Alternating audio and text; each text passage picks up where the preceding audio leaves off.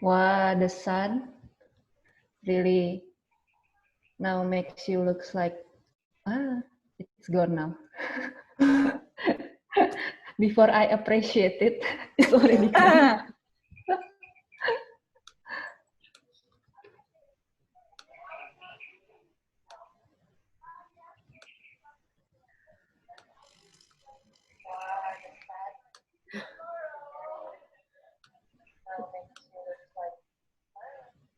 Wow, people are on time.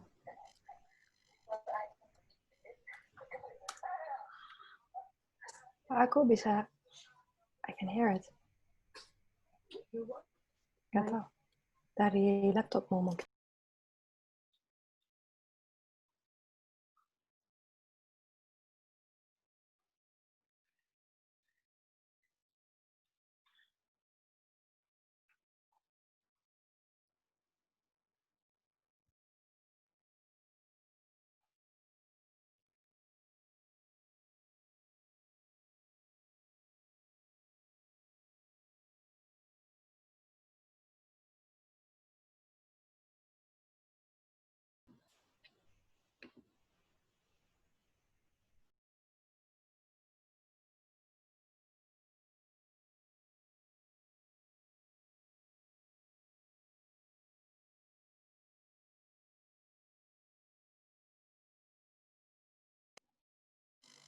Hi everyone, selamat siang ya. We're still waiting for some people to join, so maybe we'll start in a few minutes.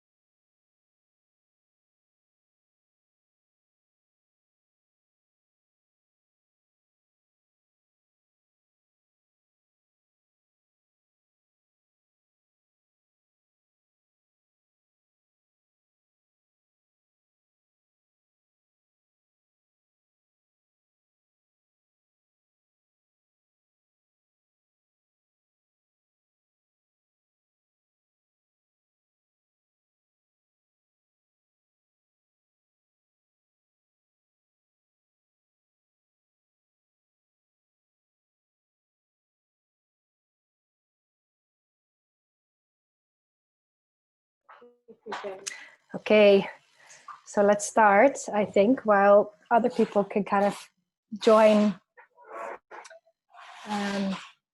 in the middle of the conversations is okay. So my name is Sanne Oorthuizen. I'm part of the curatorial platform Bodies of Power, Power for Bodies, which is one of the co-curators of the Struggles for Sovereignty, Land, Water, Farming, Food platform, together with Bakurapan Food Study Group. Thank you everybody for joining us today.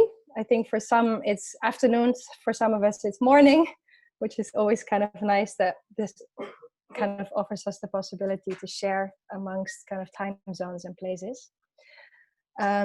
So for today, we have the 5th event in the Struggles for Sovereignty online program.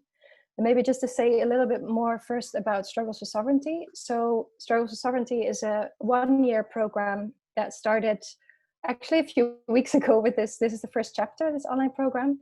And we're focusing in different chapters on basically the intersection between social and ecological justice. Also to mention our partners for the project is Some Funds for Art and Ecology, Bumi, Pemuda, Rahayu, BPR, and Rujak Center for Urban Studies in Jakarta. And it's supported by Goethe-Institut, Indonesia. So today's event is called Ecology, Resistance, Gender. And we're joined today by Marwa Arsanios, by Lian Gogali, and today's event will be moderated by Brigitta, Isabella. And before I introduce Gita, let me say a little bit more about the technical elements of this talk. So just to say, the talk is recorded and it will be uploaded later to our YouTube page as documentation. But it's also being streamed live on Facebook at the moment. So we're in the Zoom room, and then we have a bigger audience, hopefully, who's joining us on Facebook. And on Facebook, we're also sharing some translations, basically summaries of the conversation to Bahasa Indonesia. Jadi jika ada orang perlu perjemahan, juga bisa lihat di kolom komentar di Facebook Struggles for Sovereignty. And on Facebook, we're also taking questions. So if anybody is watching this live, you can kind of write your questions in the comment section. Dan jadi jika ada teman mau tanya sesuatu dalam pakai bahasa Indonesia juga gak apa-apa. So that's for the technical things. I think we're all being kind of, Nisa is organizing behind, there is in the middle, I think, at least in my Zoom, in the middle, there is the blue Struggles for Sovereignty logo. There's Nisa behind there who will kind of organize technical stuff. So ideally, like when we're not speaking, to mute ourselves so that the connection stays kind of good and hearable. That's not a word, I just made it up. So let me introduce Brigitta Isabella, who is moderating the talk today. So Brigitta, let me catch her. I will read her bio because I think it shares really clearly her practice is. So Brigitta Isabella navigates her encounters with people, objects, and discourses through different knowledge production platforms that operate at the intersection of art history, critical theory, and cultural activism. She's affiliated with the Jakarta-based interdisciplinary research group Kuji's Study Forum and Collective, the women's-led art network Peretas, Perempuan Lintas Batas, or Women Crossing Boundaries, and a member of the translocal editorial collective for the journal Southeast of Now, New Directions in Contemporary and Modern Art. In 2014, she initiated From Bandung to Berlin, a curatorial endeavor that revolves around the speculative interplay between the 1955 Bandung Conference and the 1989 fall of the Berlin Wall. So it's only a short introduction, and Brigitta is actually sitting literally behind this wall. Yes. So oh my God, I can hear you. I can hear you knocking. Stop it. So Brigitta will introduce our speakers today and also the program of today. And again, also for the friends joining in Zoom, if you have any questions, you can either keep them for later or also write them in the comments on Zoom. We're also watching that. Okay, terima kasih. I will see you again later. enjoy the talk today. And thank you so much again also to Brigitta for moderating this event. Yeah, thank you, Sana, and Alec and Bakudapan, particularly Nisa and Lista for organizing this online program today. A few days ago, in another webinar, panelist from Medan in North Sumatra states that she thinks the pandemic has a rather positive aspects in terms of broadening the network of cultural and social discourse, as most events are now migrating online as what we're doing today. Apparently, at least in Indonesian context, where most cultural funding and infrastructures are centralized in Jakarta and Jogja, the abundance of online discussions has given more options and access to study and connect together with wider range of people, not only regionally, but also transnationally. So in that regards, I'm really happy for the chance to meet and connect with our two speakers today, Marwa Arsanios, who is currently online from Berlin, and Lian Gogali, who is now online from Poso. In particular, as our two speakers are researching, practicing, and organizing their respective eco-feminist practice, I hope our conversation today could becoming a beginning for a deeper network and perhaps solidarity across different contexts and localities. At the same time, I think we all know that Zoom fatigue or screen jet lag is real. So I thank everyone who has spared time and energy to join our exciting event today. So we will start with a presentation by Marwa and then followed by Lian. And each of them will have around 20 minutes to talk.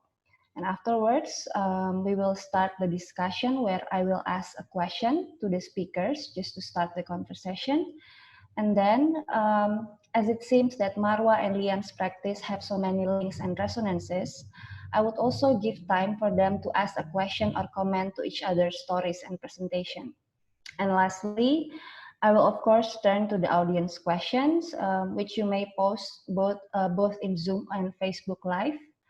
And as Sana just stated earlier in the introduction, for our Indonesian speaking audience, please feel free to write your question in Indonesian if you feel more comfortable with that, and I can translate it to Marwa and our English speaking audience. So that's a brief explanation for our rundown. And I think we can start with remembering again the three keywords which will be our departing point for today's discussion: ecology, resistance, and gender. The relationship between these keywords, I think, one of the relationship that we can find from these keywords is a critical inquiry on the link between patriarchal oppression with ecological destruction on the one hand. And on the other hand, also the link between feminist resistance with ecological or environmental struggle. So the dialectic space between oppression and resistance is perhaps, if we can borrow the Black American feminist bell hooks, called the politics of location. And I think it somehow quite relate very much to the topic of our first speaker today.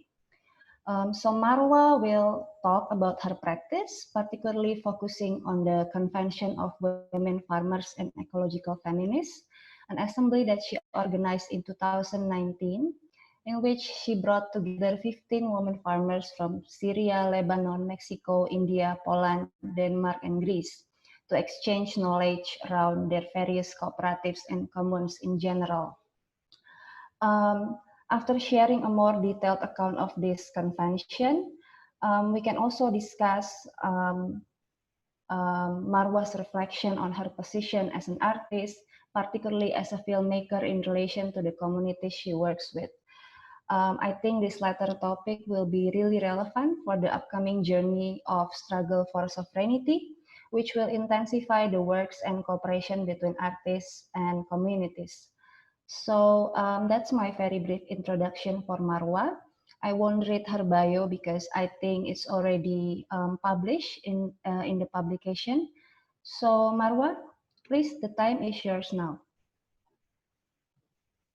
Thank you, Brigitta. Thank you, Dane, Alec, and everyone who's organizing and invited me to take part in this, in this talk and in the whole program as well. I want to start by briefly talking about how this whole like interest, but also how I started building all of these connections with different women that are either like organizing within communes or cooperatives, or also other kind of organizations that are related to struggle for land, but also like a reappropriation of land,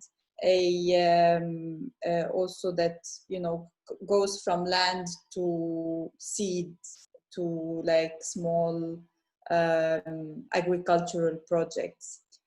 In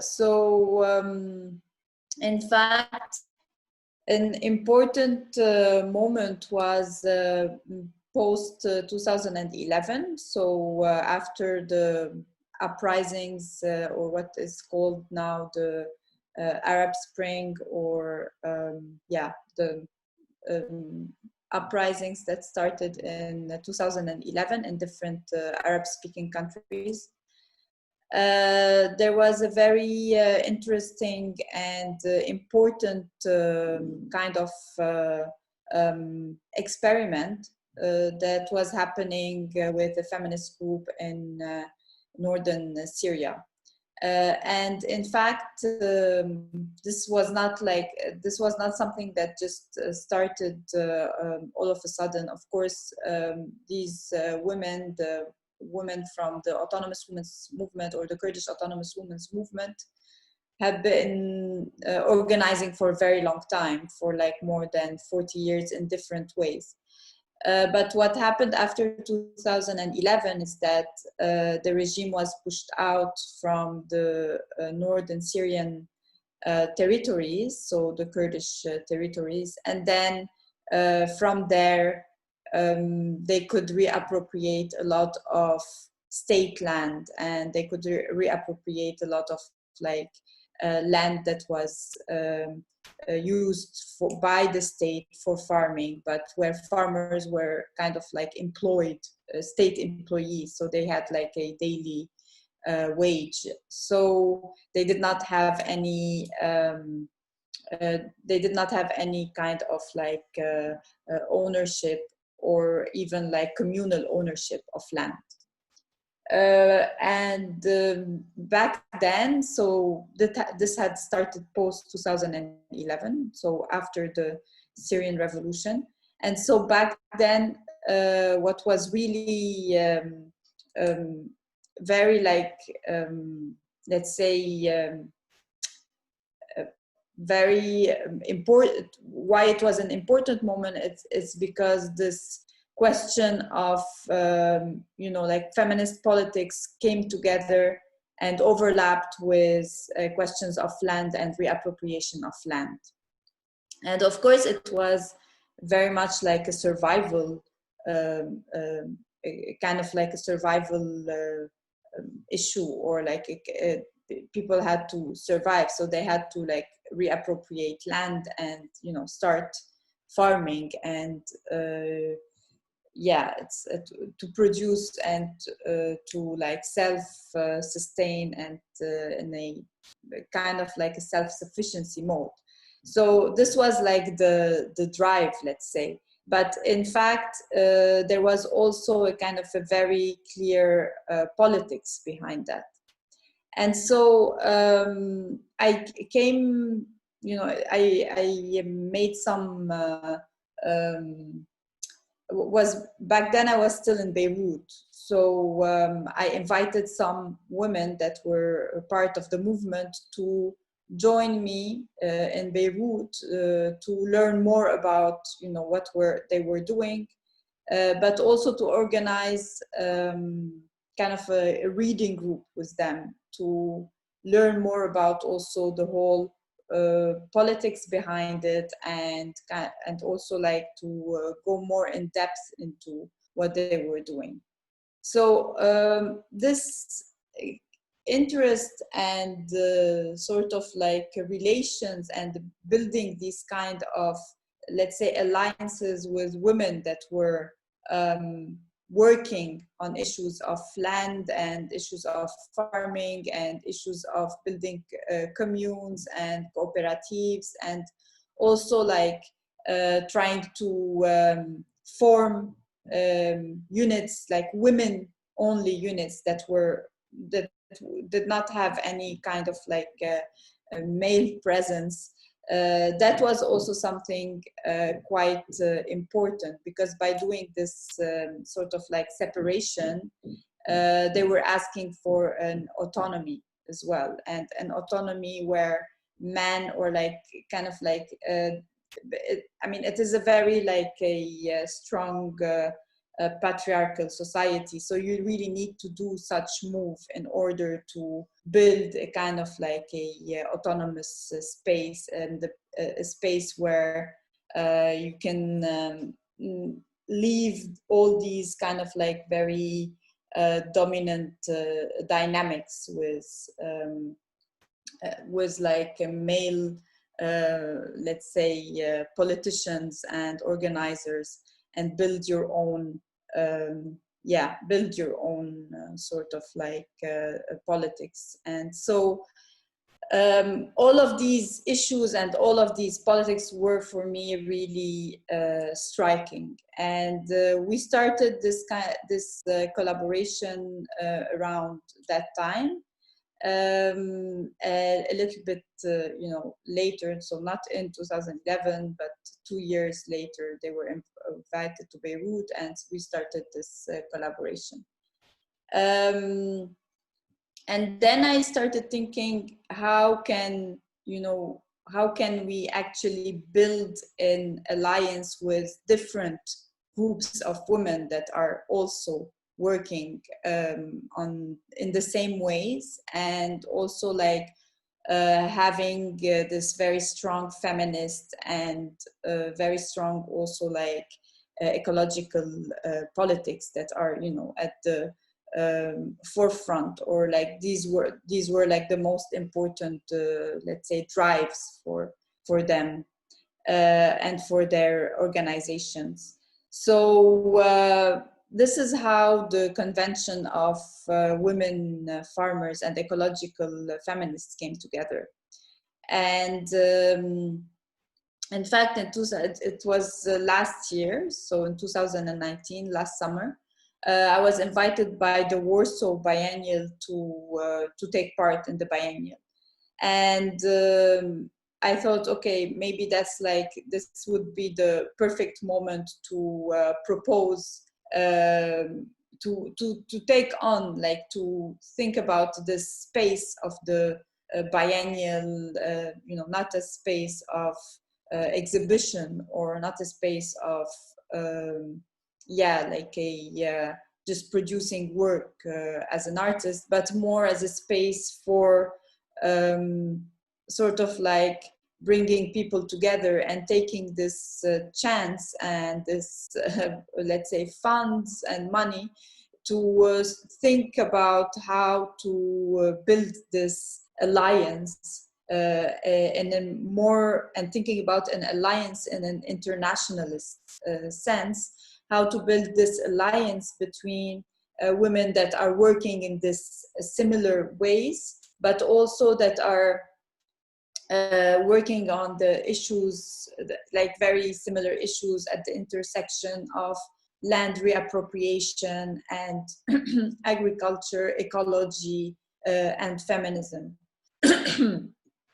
So this was like, let's say, the beginning of trying to build these connections and alliances, and so we organized this, as I said, in June 2019, and brought together. Of course, it's very difficult to do such a thing, because it was really like a convention where 20 women from Chiapas and Tolima in Colombia, and Kurdistan, northern Syria, I mean Iraqi Kurdistan, northern Syria, also Lebanon from the Bekaa Valley, also from Poland, because there was a lot of initiatives there as well, from Germany, I don't know where I don't remember, also another from France. So there was like all these, it was like really a chance to meet. And of course there was a language issue, because a lot of the women, I mean, we really want to build these alliances, and this is like a front, or like let's say a resistance front that we want to sort of like really strengthen and be part of. But at the same time, it is very difficult with language, and not everyone speaks English. It's not like a kind of like this international English that is, you know, spoken by everyone. And so it did have a lot of, let's say, logistical obstacles as well. And in a way, we managed, because we had some funding from the Warsaw Biennial. And so there was like 4 translations. So there was like Spanish, Kurdish, Arabic, and Polish translations happening at the same time, simultaneously. So you can imagine, it is a form of like, at the end it felt like a kind of United Nation sort of moment, where, you know, you have all these languages and translators, and trying to build a kind of like a I don't know, like a sort of a world, on something on the scale of the world, or like a universal sort of moment where you're meeting all together with all these different from all these different places, but at the same time you have so much in common. And this common was clear, actually, especially between, for example, the women that were coming from the Middle East and the women that were coming from South America. So they basically, I mean, there was like this kind of moment where all these discourses and politics finally, you know, came together, and people were like, I mean, the women, when they were meeting, were like speaking the same language, in fact, speaking the same language in terms of political discourse. And it was obvious that they also like had this very similar fights in different geographies. But there was also a lot of differences and disparities. And it's good that, in fact, these were also very clearly articulated. So such a moment shows also that building this kind of internationalist alliances in a kind of like a, you know, utopian, let's say, I don't know, like a utopian 60s, or I don't know, like sort of leftist politics, or this kind of internationalism that was is very difficult, but it is not, of course, impossible. And perhaps what we understand better now is that we have this kind of like knowledge and experience of all the past failures of these kind of moments, and we understand that all these differences are extremely important as well, and important to articulate. So in that sense, I think that in that sense, I mean, it was like a ground, the first step, or like the first, let's say, ground to build this kind of common, or this kind of like to try to find this kind of like common politics between all these different organizations and women's organizations. And then another like important and very striking, let's say, of course, like most of the women, this is also an issue, is that most of the women that and the organizations that were invited were of course like dealing with these issues from a very very clear leftist politics. Because often also this subject or this like issue can fall into a right-wing kind of way of right-wing politics, in the sense that a lot of people use it for certain like nationalist purposes, and questions of land become questions of often, for example, in the Middle East, it can become like an ethnical question, or like a very extremely fascist way of thinking about using ecology in order to pass on like very fascist agendas and very nationalist agendas. So of course we did not have this confrontation there, because there was not any woman that was coming from such kind of background, or so that was also something that we thought about, that okay, this is again like building another kind of like leftist internationalist let's say we are all on the same front in a way already, with all the differences and with all the kind of like disparities. We're all on the same front, and we're like fighting in the same direction.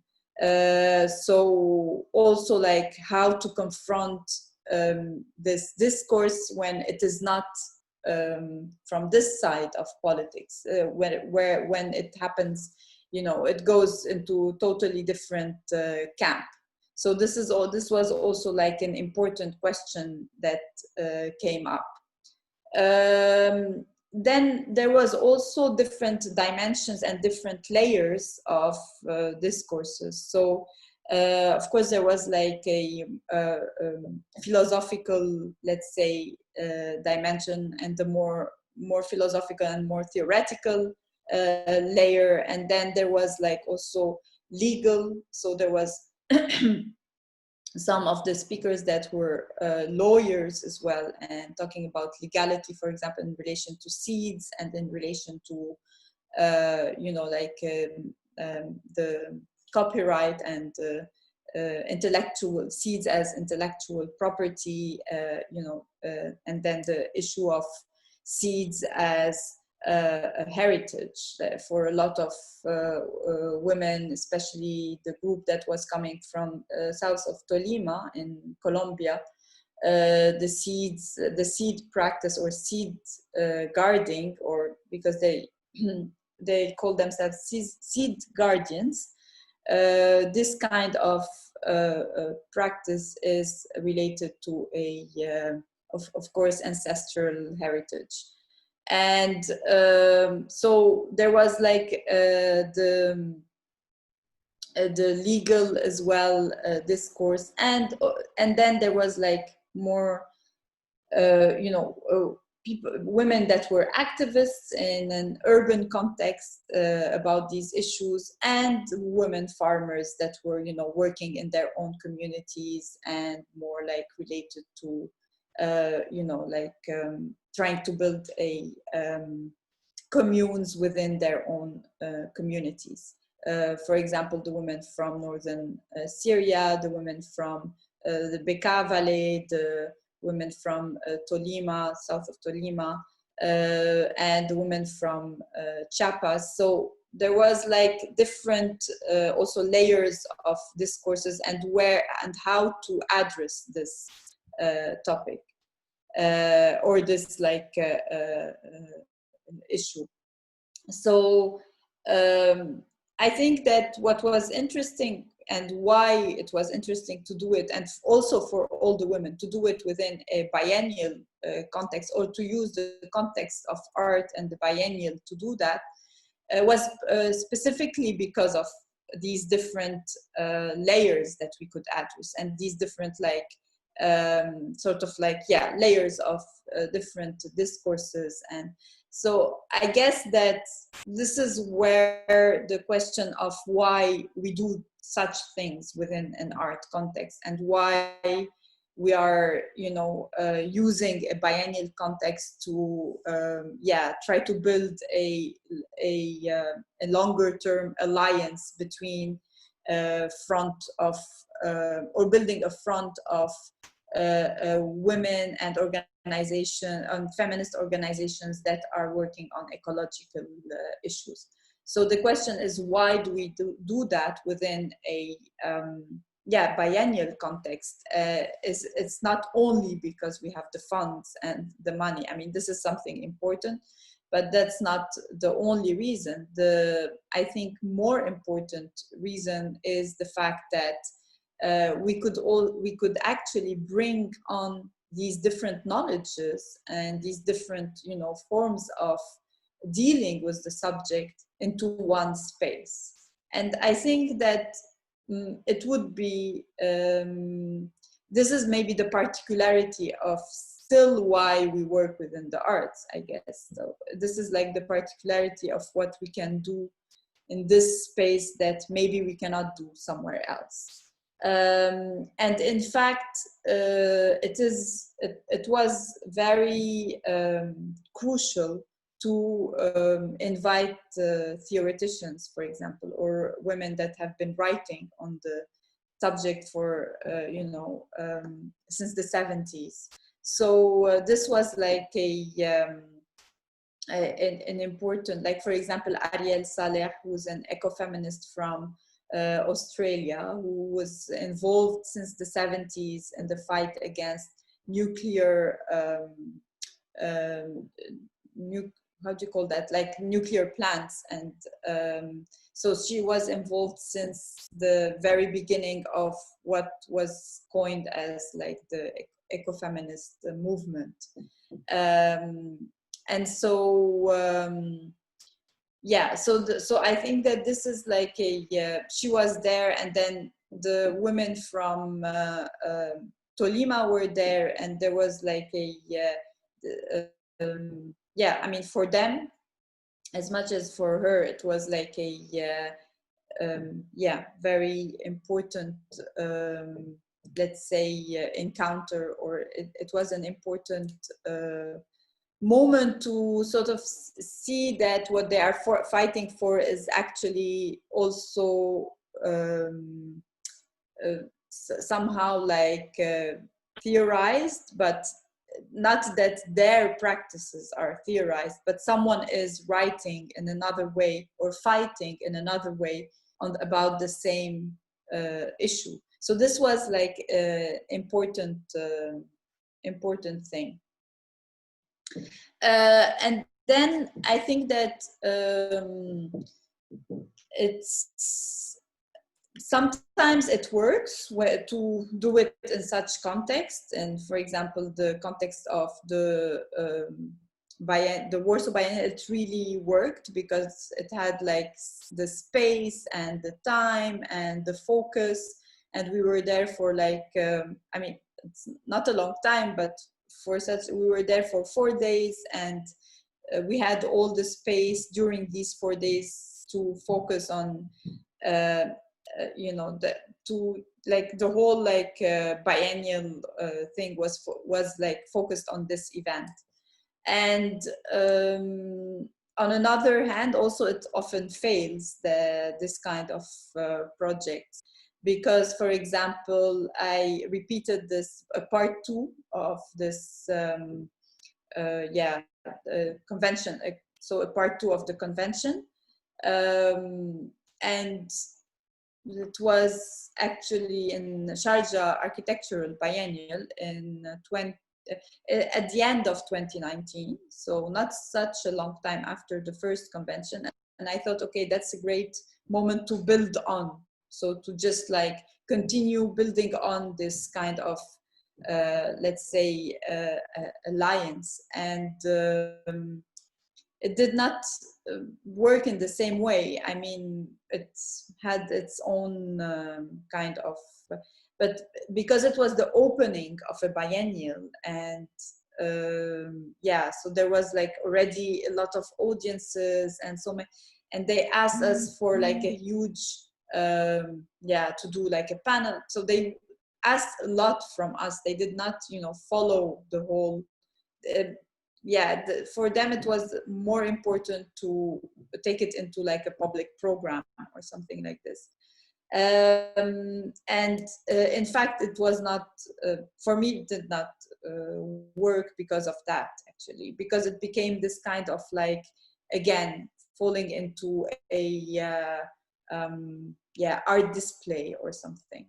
And yeah, but I mean, what it needs is really this moment and understanding. And this was really important at the Warsaw Biennial, that it needed this moment and the understanding from the organizers, and that this kind of thing is not done as a, you know, instead of an art display, or instead of you know, a work of art, or this is something else. So I think at the Sharjah architectural train there was not this understanding, and so that's why I think it did not really work.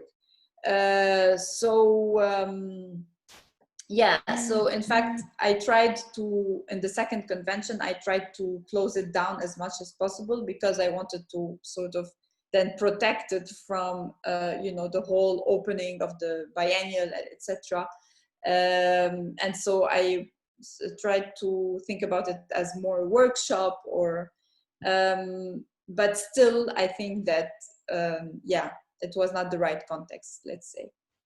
So it's also important, again, to think about that, to think about the fact that, yeah, it's not like a given that you bring you know, people together and then it will be like a success, let's say, or just because you have the means, and you are thinking that you are using the means of art production in a kind of like a yeah, in a different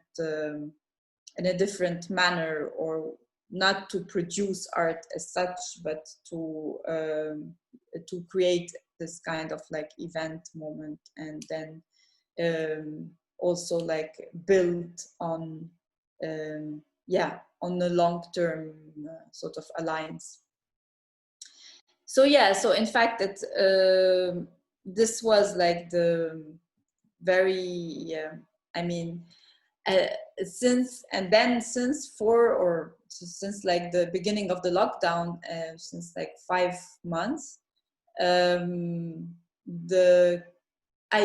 was actually like a little bit I was really thinking about this issue of in fact the whole economy and the whole like kind of yeah, economy that I was working with allowed also for certain alliances to happen, because I could, you know, get some I don't know, like fund and board a plane and go somewhere and visit, you know, certain community or certain you know, I could visit the women in their context. So and that's how I got to know everyone, and I got to think about building this kind of yeah, alliances, and build this kind of like connections.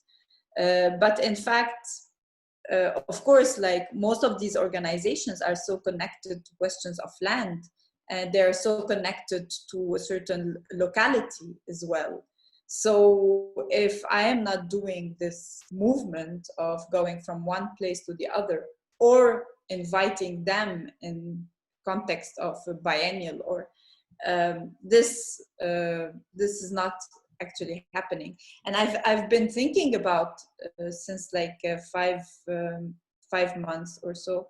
I've been thinking about how we slowly lose contact, and we slowly lose, because there is no actual horizon, and there is no like actual potential or like future potential to visit soon, or for them to come soon, or so there was like another biennial context that was supposed to happen, and we were supposed to do like another kind of reunion or meeting again, and this will not happen. So I was really thinking about how I mean this kind of like possibilities is shrinking at the moment. Not to say that you know, I am in defense of like this overproduction economy or anything like that. At the contrary, complete contrary. I mean, I'm completely also for a slowdown and all of that. The thing is that I think when one was using this kind of economy to also build something else, then this political horizon that one was trying to build shrinks. And now I was always like, I have some friends who have a farm in Brandenburg, so an hour away from here. So I was thinking that, well, I mean, that is great, this farm in Brandenburg, but it would be also a pity that we are just, you know, stuck with these localities. And I was also thinking about the fact that yeah, I mean, how can we keep this relation going, and how can we keep this kind of conversation going within this situation at the moment?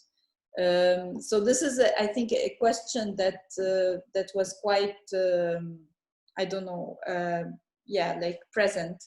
And how can we not shrink and not also like lose all the sort of possible alliances that we have built throughout the past years or something.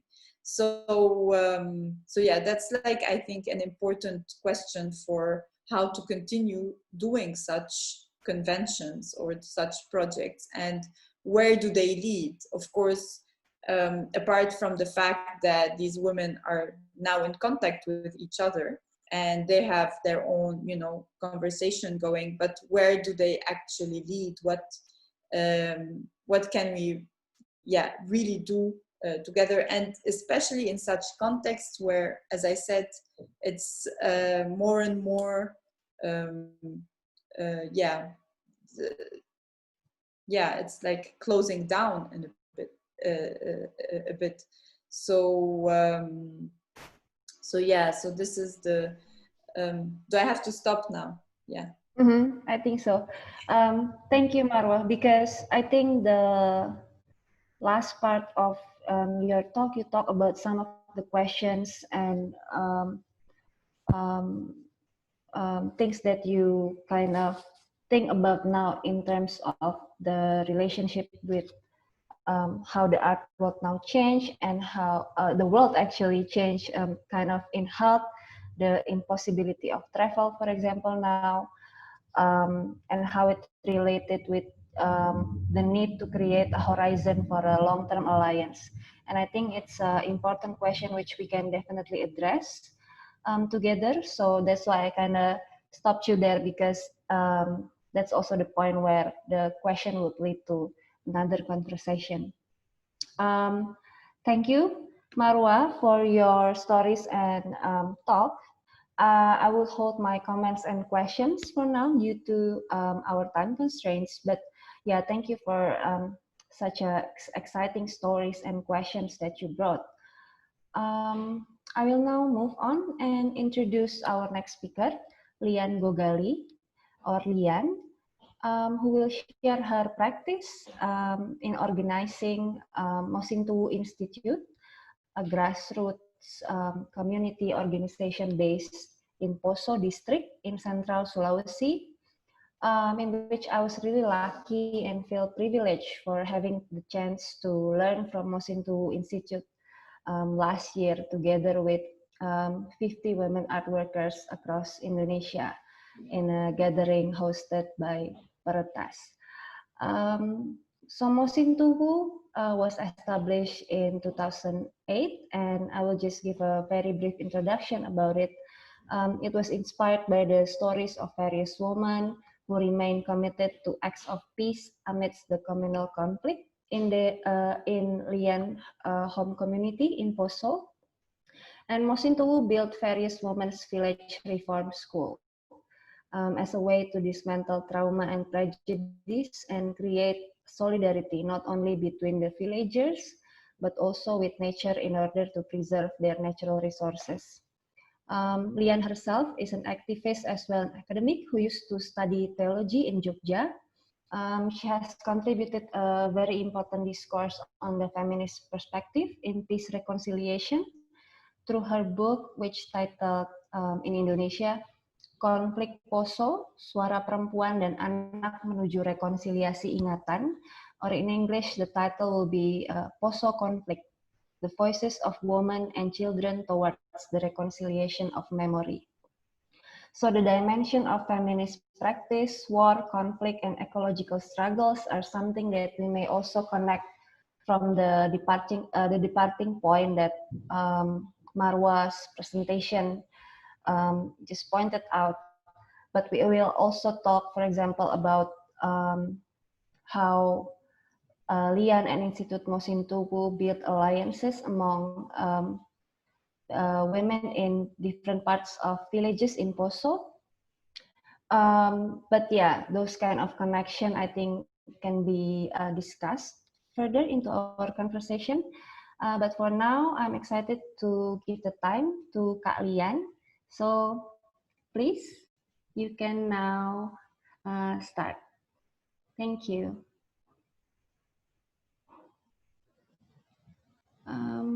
We cannot hear your voice yet, Kak Lian. Okay, it's good now. Good.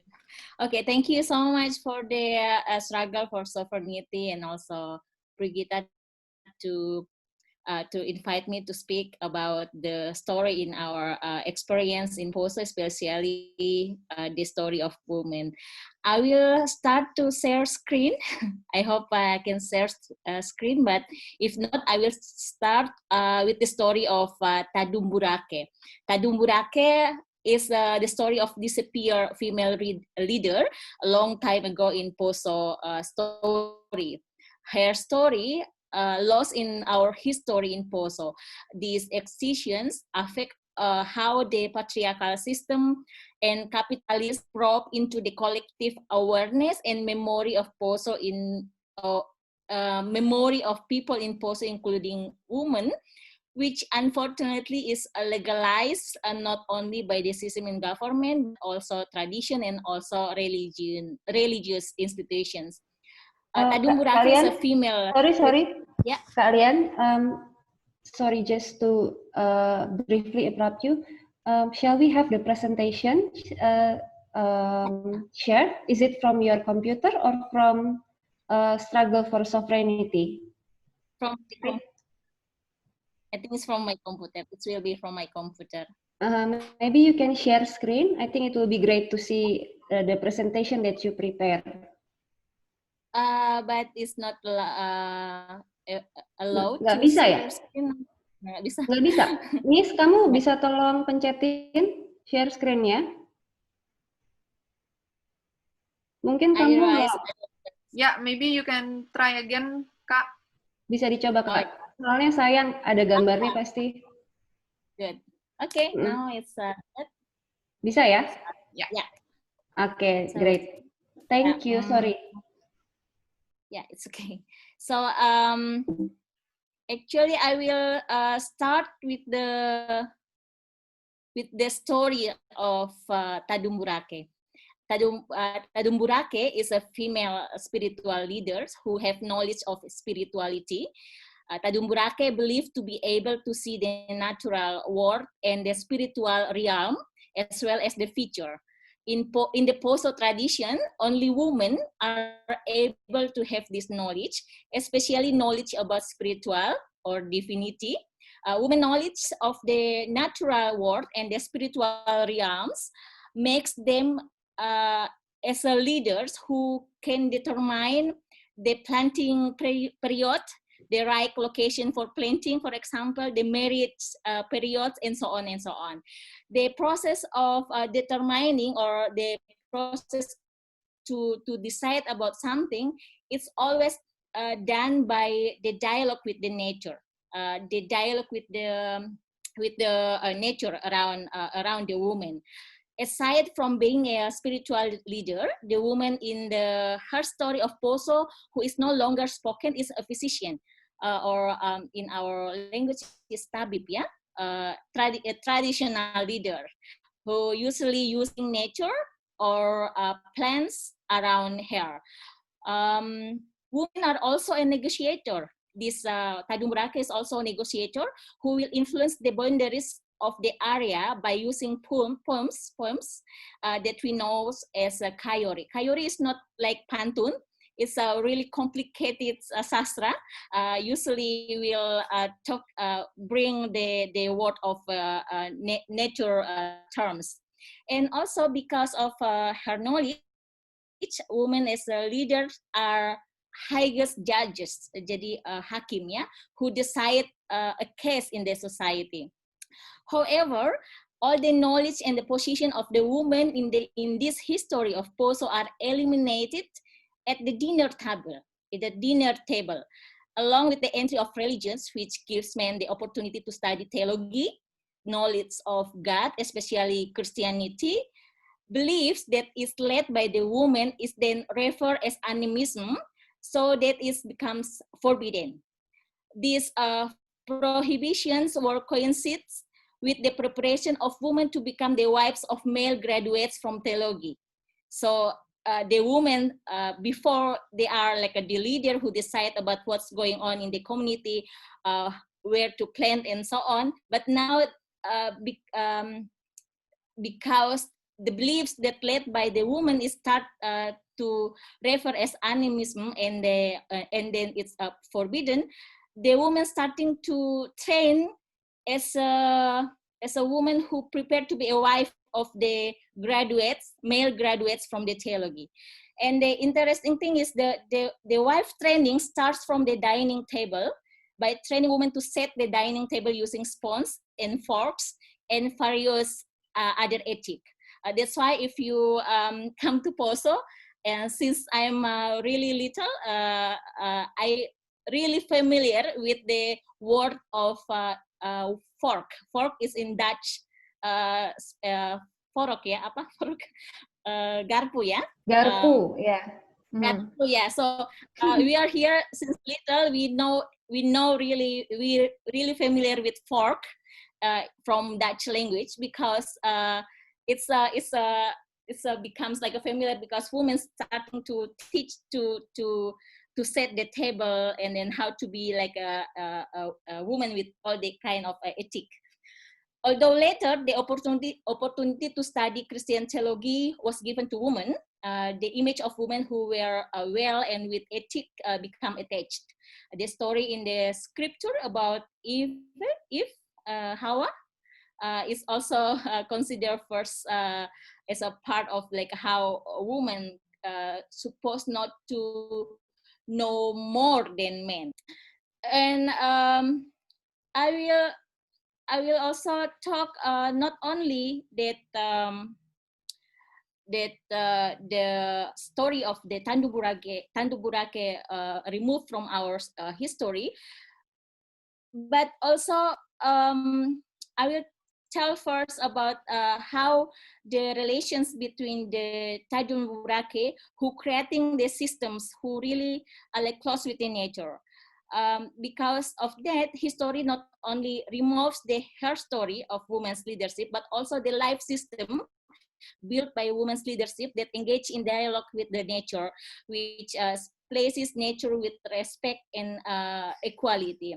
One example of how nature is placed with respect, which is still exists but is almost lost now, is about the planting time, during the planting. If a land has been cleared and ready to be planted, but when it will be planted for the first time, there is an ant, semut, ant, yeah, ant that beats one of the farmers, then it is always seen as a sign of from the nature that the nature does not approve of us to planting there. So the leader will stop the planting process and move to other place because of the sign from the end. Also, when we harvest, there are grains of rice that fall to the ground. It should not be taken anymore because it is a sign from the nature that that what was fall is part of the other earth creators, whether rats, birds, and so on. It's also believed that if we do that during the time of during the planting time, other earth creators will not intervene because they have also a share. So between the nature and the human also share it to each other. Also, the other story is like the story of parents while rowing a boat in the lake when the water is receding. There is a prohibition to use poles that touch the water base because it is fear that it will disturb snails, shells, and other living creatures that are in the water base. So the life system that created by the women's leadership during all time is about how to live with the nature. What is interesting in this history, that's why we have this the picture of two women.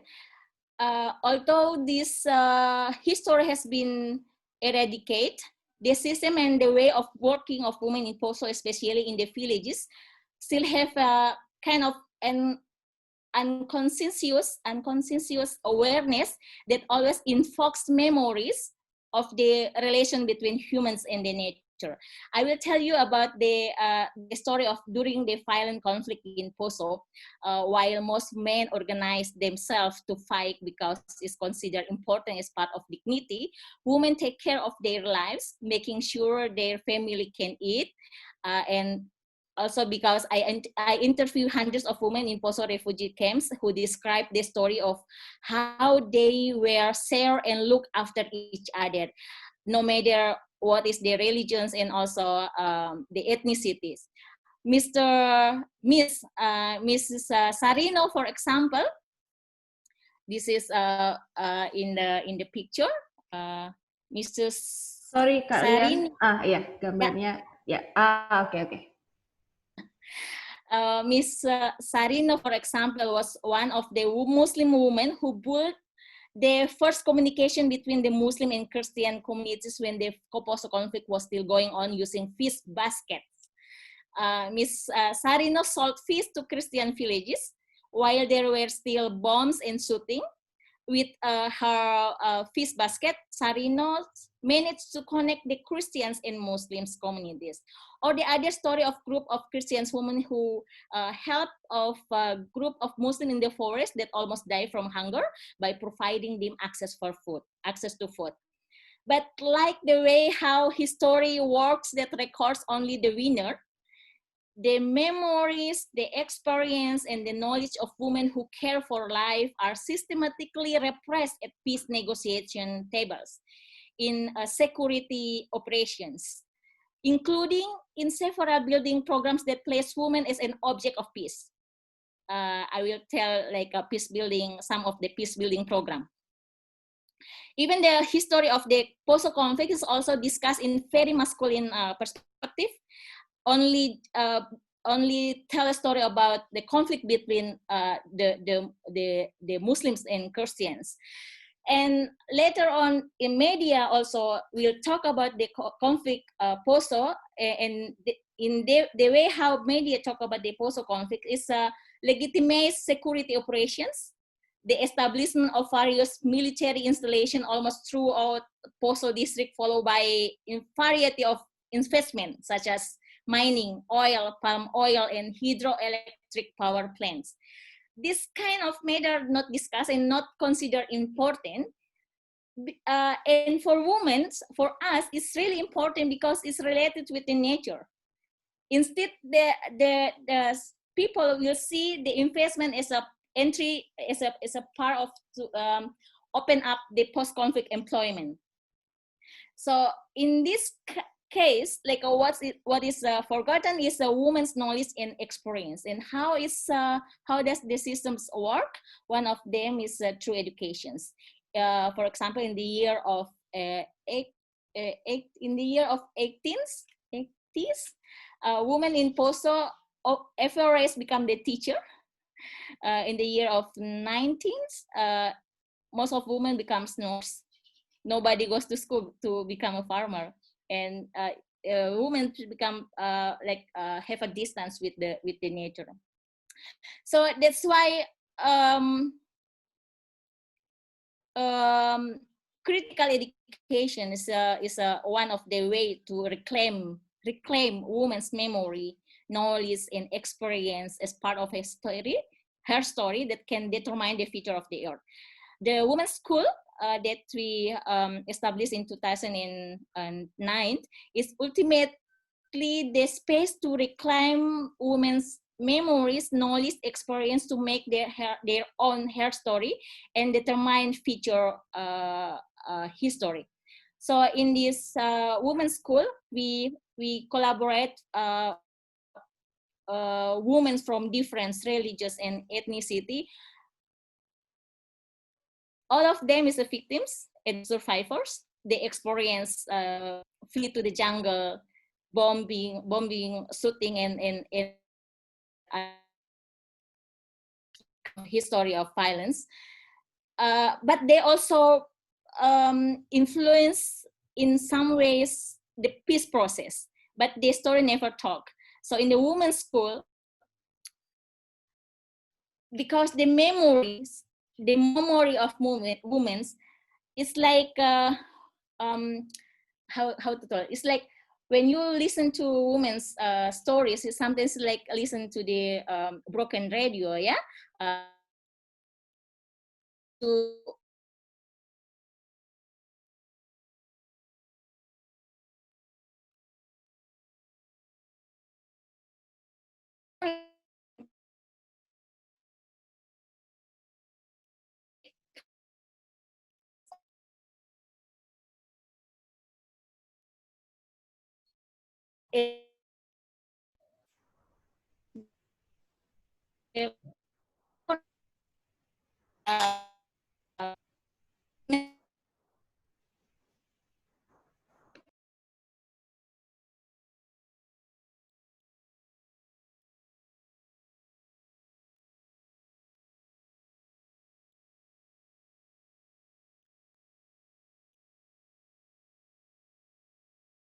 Halo,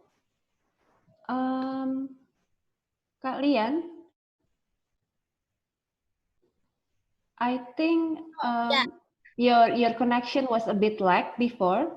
The last part that I heard was about, actually it's very ironic because it was like when you started to say that the woman's memory will sound like broken radio, and then your sound started to broke. I think we were hijacked. Yeah. It becomes very performative actually. But if you don't mind, can you please repeat about the character of the women's memory from that part? Because your connection is good now. Yeah. Okay. Sorry, thank you. Yeah, no problem. It's we are like kind to try to understand about the problem of East Indonesia, yeah, where our water to send to some part, and then we lack of so many things. Okay, so I will focus now. Sorry. Don't worry, it happens. Yeah, so about the women's voice. So just like when I interview hundreds of women in the refugee camps, I realized that to listen to the women's voices really need to be careful, because it's like we are listening to when women spoke. We really need to be careful, because sometimes we kind of listen to the broken radio when we really need to like ourselves to listen more deep to find which which exactly woman's voice, because sometimes it's repressed by the narrative, but the story, but by the memory who given by the government, the military. So it's like, for example, like usually the women's here as an object of a peace process. It's so that the women do not know things that they are the one who needs to be to be reconciled. Like they are the one who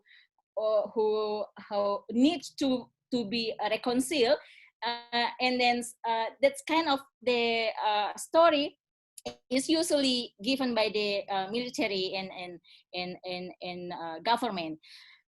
So in the women's school, we open the space actually to all the women who are victims but also survivor, to put all their voices together, to talk about themselves and to build the understanding. So I remember when we opened the first class,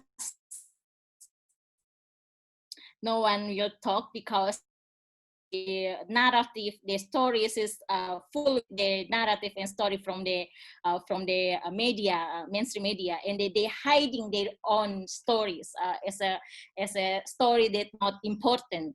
The story that how they help each other is not important compared to how they big NGO come to make a workshop about peace building, or the peace table that organized by the military. It's for them it's like that's like it's wow and it's set up like that one. So in the women's school we see this memory as this memory, and then trying to open again not only the one, the trauma, but also the story, their own memory as so then the peace process is becomes the ownership of the peace process becomes them. It's not even us like who facilitate that. That's how like we learn a lot how the memory of women's leadership and how they connect with the nature is really important, and how we come up with the idea that the conflict is actually the natural resources conflict, not the conflict unseen as a religious conflict. It's because of the memory we recalling our like the memory to put it together, discuss the memory, and then we realize that for example, one of the story that I really remember in the class is like when one woman told about the Muslim woman told about how they flee to the jungle, leave their village, and then leave their house burned down, and they talk that it's burned down by the Christians. But in the forest, they meet with the Christian community who also flee to the jungle, leave their village because they talk that the Muslims burn down their house. And then when they talk together in the table, there's actually from who we run actually, like is it Christian or is it Muslims? And then in the same times, there is like so many story where the case of land grabbing happens, because the refugees cannot come back to their house, and then they're too afraid.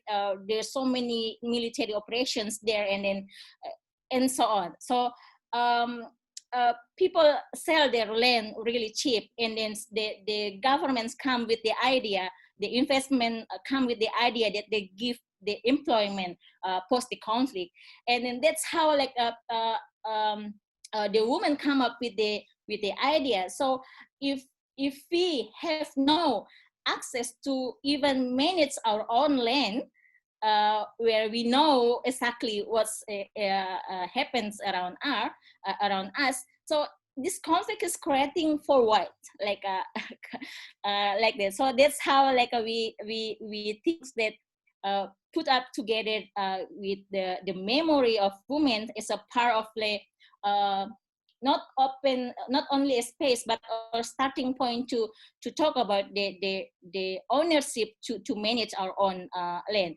And that's why we also come up with the village reform schools, because like we believe that the women lives in the village, knows detail about what's going on in the village. They also have the story and memory about how to using some part of plants, which forest there is some plants and so on to use for their own benefit. But the decisions about the village developments mostly depend on the men, but not only the men, but also now depend on the government and the investment, because it's already like collaborating to take the land and so on. That's also happening in the hydropower electricity, yeah. And it's we think that the village need to reform, and it needs to start with the women's story about how they manage all the now in the village reforming school. We also using storytelling, dongeng ya, bener nggak sih? Storytelling, and also poem, puisi, syair, to recalling our connection with the nature, because the stories is always like a kind of a calling our memory on the nature. So yeah, and then we come up then with the idea of a joint garden movement or community garden to so the idea of the community garden is like to consume what we produce, and then this is the way how we kind of reject the investment that offer welfare by raping the earth. So we return to the idea that the women's knowledge, the women's memories, and about how to live together with nature is a start point to start the movement together. And then it's cannot done by only one person, but it's really like a needs to be in the together with the community to consume what we produce is a idea where we develop what we call economy solidarity. This is actually the economy solidarity names is part of our critique to the term of economy creative. Because the term of economic creative is so not only sounds, but in the implementation is like exploits the earth for the creativity and for the economic in itself. There is no space to have a solidarity to the nature. So we think that we do need to consume what we produce. Start with this concept. The idea is like the first idea is like to talk about the money, how we consume or we consume things that around our village. So, for example, that you need a table, you need a gorden. Gorden? Apa itu gorden? Gorden apa ya? Ya, gorden. Gorden is Dutch word as well. Yeah, Dutch. See how we influenced by Dutch word, yeah? So, a table or chair and so on. And you know that there is a tukang. What is tukang again? I forgot that word. There is tukang. What is tukang? Yeah. Gorden is curtain. Tukang is handyman. Wow, we have help. Handyman. Handyman, yeah. So why handyman? Why not handy woman? Handy person. No, okay. So I mean, like there is someone in your village that know how to make the chair and how to make the table. So why you don't like put your money to invest to the men or women in your village to creating such economics solidarity, and then with the so. If we do this one, we know that we need to take care of our nature because we know that we take a lot from the nature and we will take more from the nature. So the idea is like to take care of the nature so then you can consume what you produce. And the second point is like how you make people come to your village and then acknowledge the culture and your nature by protecting the nature and then by creating or produce the things in that you can produce in your village. For example, now we are campaign on the virgin coconut oil as a part of our struggle on the palm oil, and then we are like we are also discuss about how the palm oil ruin not only the nature but also give an impact to the land, to the society. For example, like there is a discussion, of course, in the class. For example, like the palm oil is cheaper than the virgin coconut oil, yeah.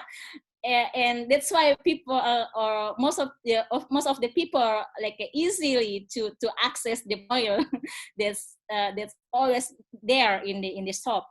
And we discuss about what is the meaning of cheap.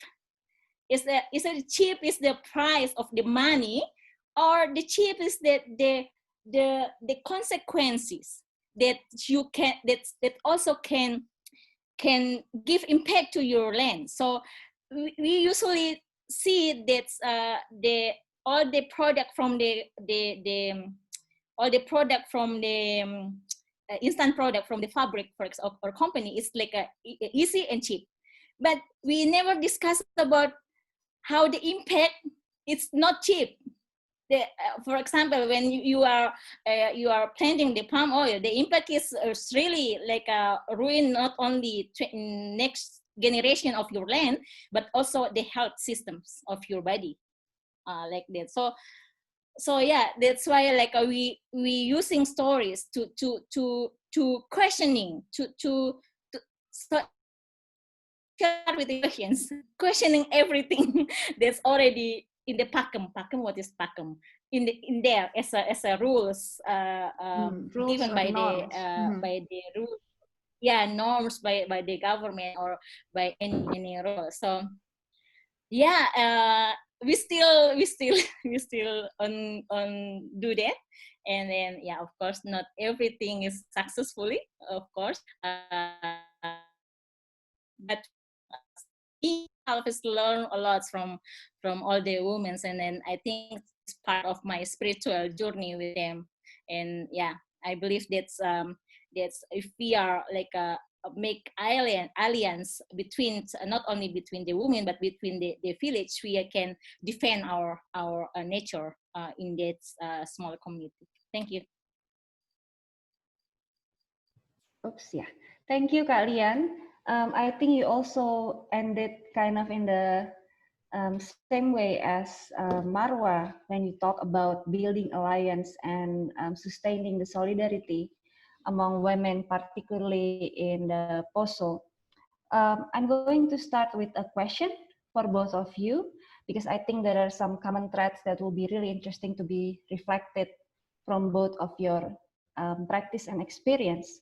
It's actually still related with the question of solidarity and building alliances, because, for example, Marwa's the project of convention or assembling 15 women from different localities of struggles are trying actually just to make them meet and gather.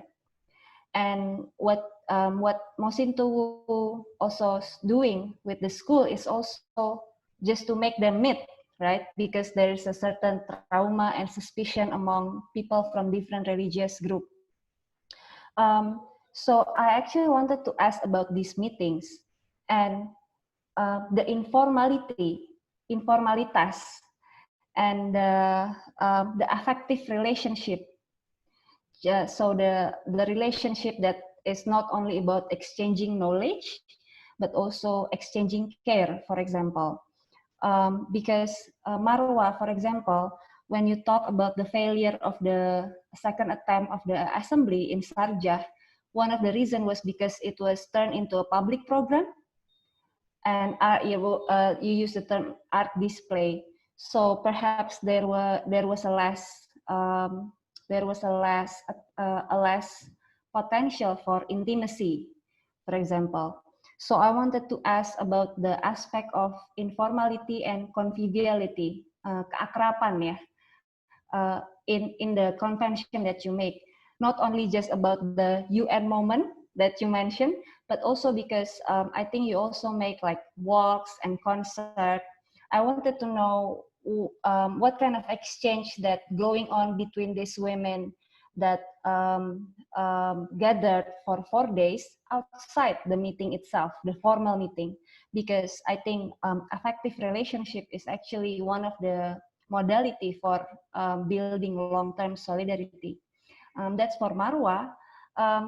Similar question for Kak Lian, also related with building solidarity among these women who were victim as well survivor of the communal conflict. How do you and the Mosintuwu Institute organize the school?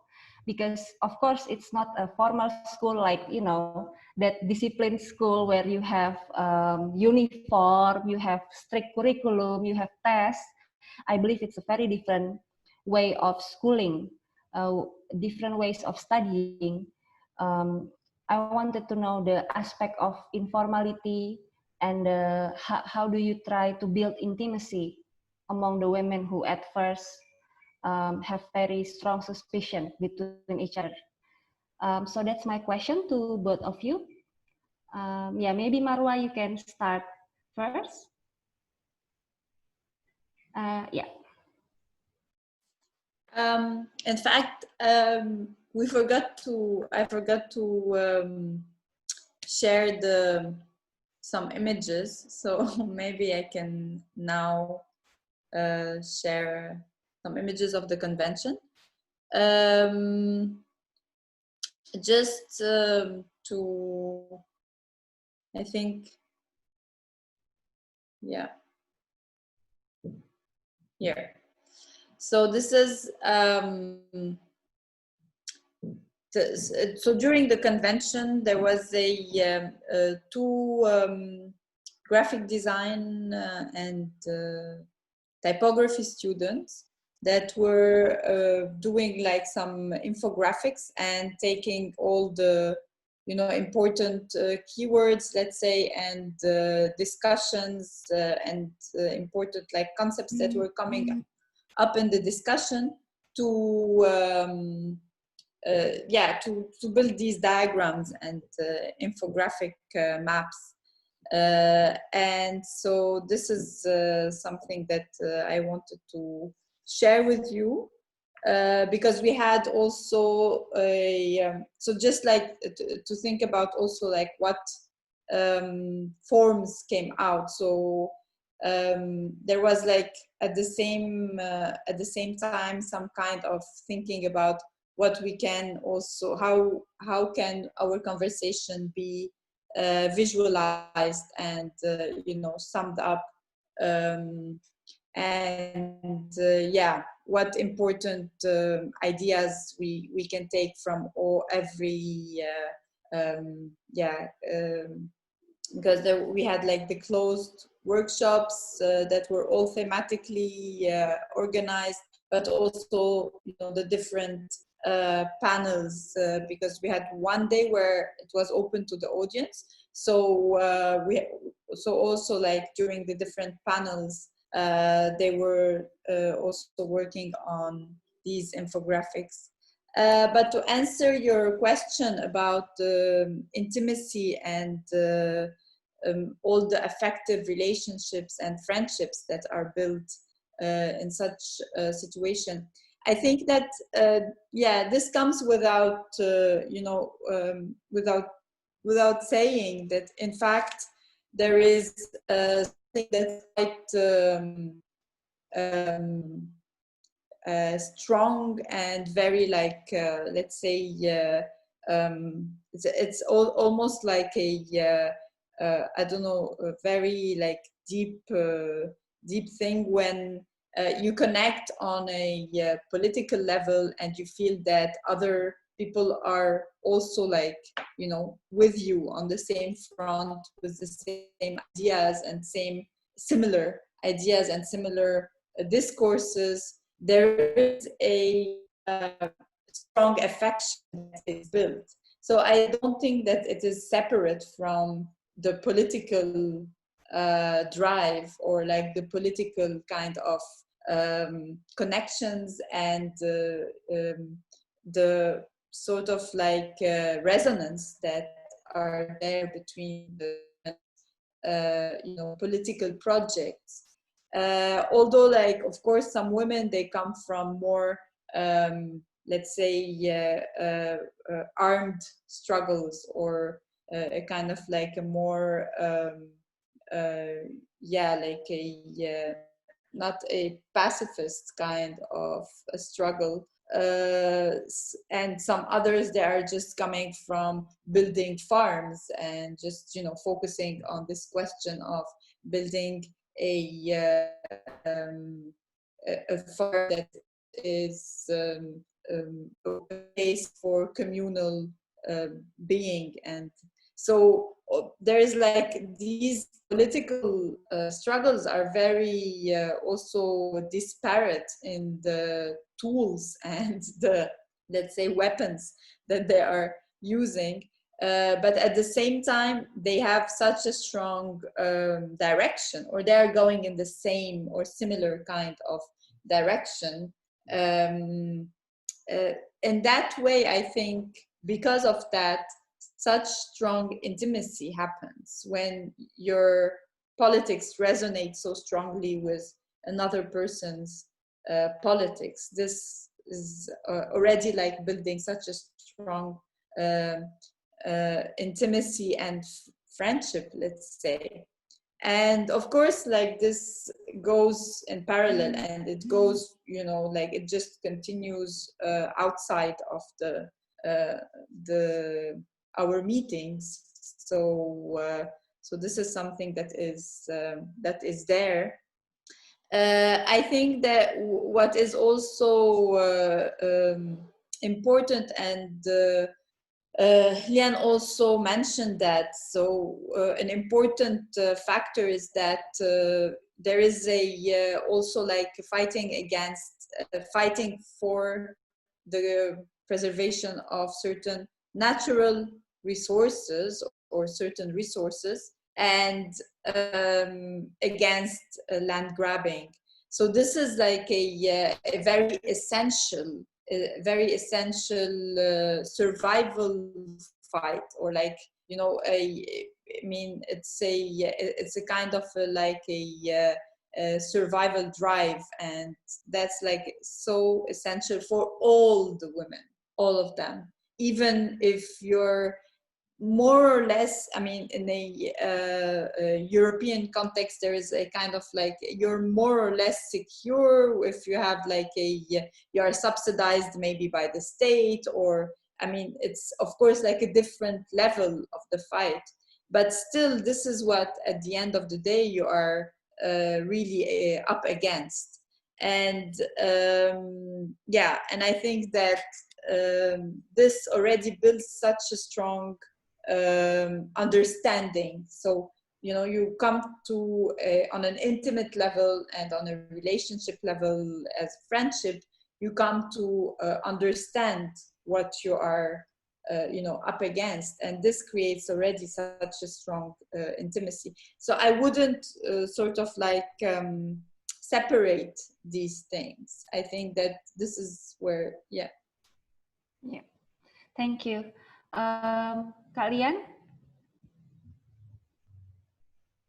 Okay, yeah, about the intimacy, and then how to build the connection between the women, which is they are the victims and the survivors themselves. We are using not only stories, but also things that we like to do. For example, the class is not, of course, a formal class. We are using cooking class sometimes, and then gardens to have the class together and then discuss about things that we have. In some points, like the most important thing is for women is like a space, a safe space for them to tell their own stories, because they never have opportunity to tell their own story, even to their husband or to their family. And then they what I experience is they feels like it's someone's listened to their stories, and it's really important. And then the way how you tell the stories, you know that we all together feeling, and then in some points experience the same stories, layer of violence, not only domestic violence, but also sexual violence, and the way how we manage the family, the children, and so on. So like that kind of stories, like usually we open the space to start the schools. In that way we can build trust to each other. That's the kind of method, but not only that, cooking is usually really effective to share experience. We start really not directly in the peace word or whatever the terms of peace building, but we start with the what kind of food you eat today, how's your children's, and other topic that's familiar with the women issue in their family, that they have no friends to talk with. That's one method. But also we are using art.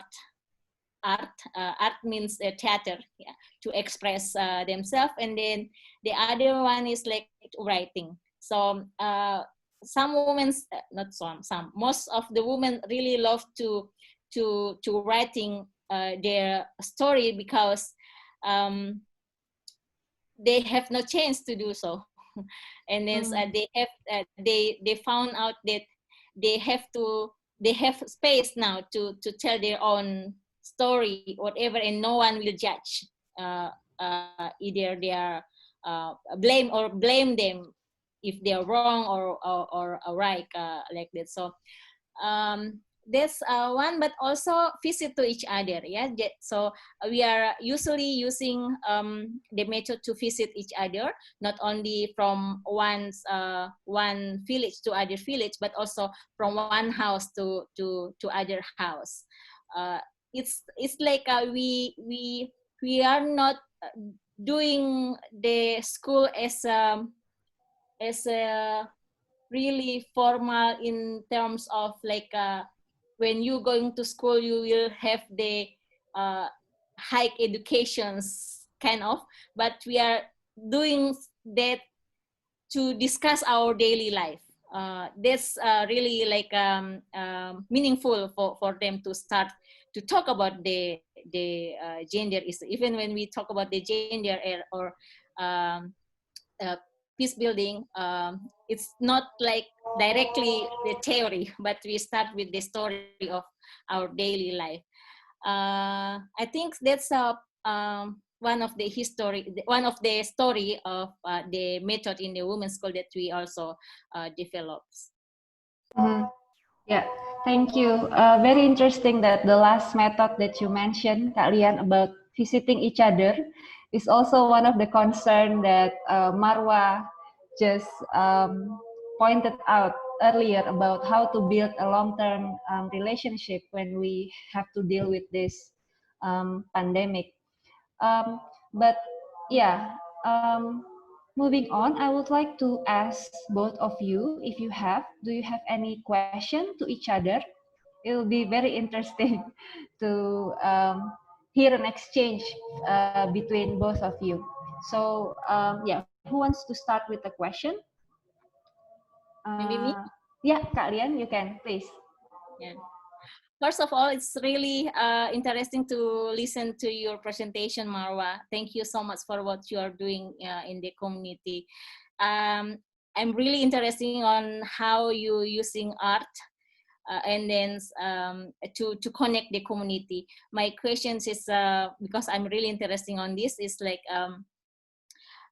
how you end up with the conclusions, or what kind of art that you performs or you're doing, and what kind of process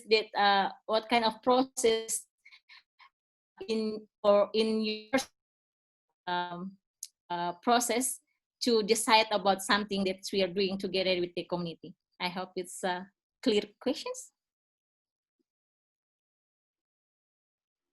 Yeah, I think in this case of the convention, it's more about it was more about using an art situation or structure to bring the women together. So I think it's less about making art or like producing art with the women, but more about using the structure of an art biennial, or like in the case of the Warsaw Biennial. So in this particular case, I think that art is more the more like the background or the place or the economy and the structure in this particular case. In another case, it was more about producing films, but I never thought about like kind of like art being produced with the community. I never thought about it in that sense. I thought about it more as, well, I am an artist and this is a language that I use, and they are doing also a kind of a sort of a they have a kind of like another practice and with other proposal. So I always thought about it as I never thought about it as teaching or as you know, like a kind of a knowledge transmission. But I thought about it more as maybe a kind of a looking at, you know, opening my process to them, like my own practice, and they in the same manner opening their ideas and their own practice. But never thought about it in terms of what we can produce together as art, or if you know what I mean. So I think that it's more like a kind of a getting close to each other in this kind of movement where, you know, you bring something and they bring something and you kind of like meet somewhere. Yeah, this meeting can be something, I mean, together is happening and something could potentially happen, but it also can be just this kind of like encounter or meeting. And by this kind of exchange, there was never a moment where we formalized something or used practices of art to teach or to sort of because in a way I think what they are doing, most of these communities or these women communities, what they are doing is kind of the aesthetics is already there. It is already, you know, in their practices, it is already in their politics, and it's already present. So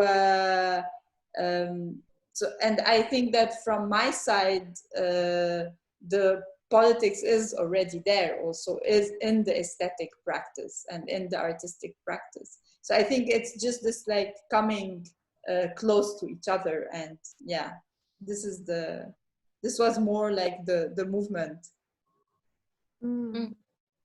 Thank you. Thank you, Marwa. Do you have a question for Lian? We can continue with that. If you want, I can ask now or later, as you Yes, like. I think now it's better. Okay. But yeah, sorry, before that, for other participants, both in Facebook as well in Zoom meeting, please feel free to type your questions and I will address that afterwards. Okay, so please, Marwa. Yeah, I'd be really interested, Lian, in thinking about this economy of solidarity instead of this against the economy, this creative economy kind of thing. So I would like to understand more, you know, from you how you are thinking about that.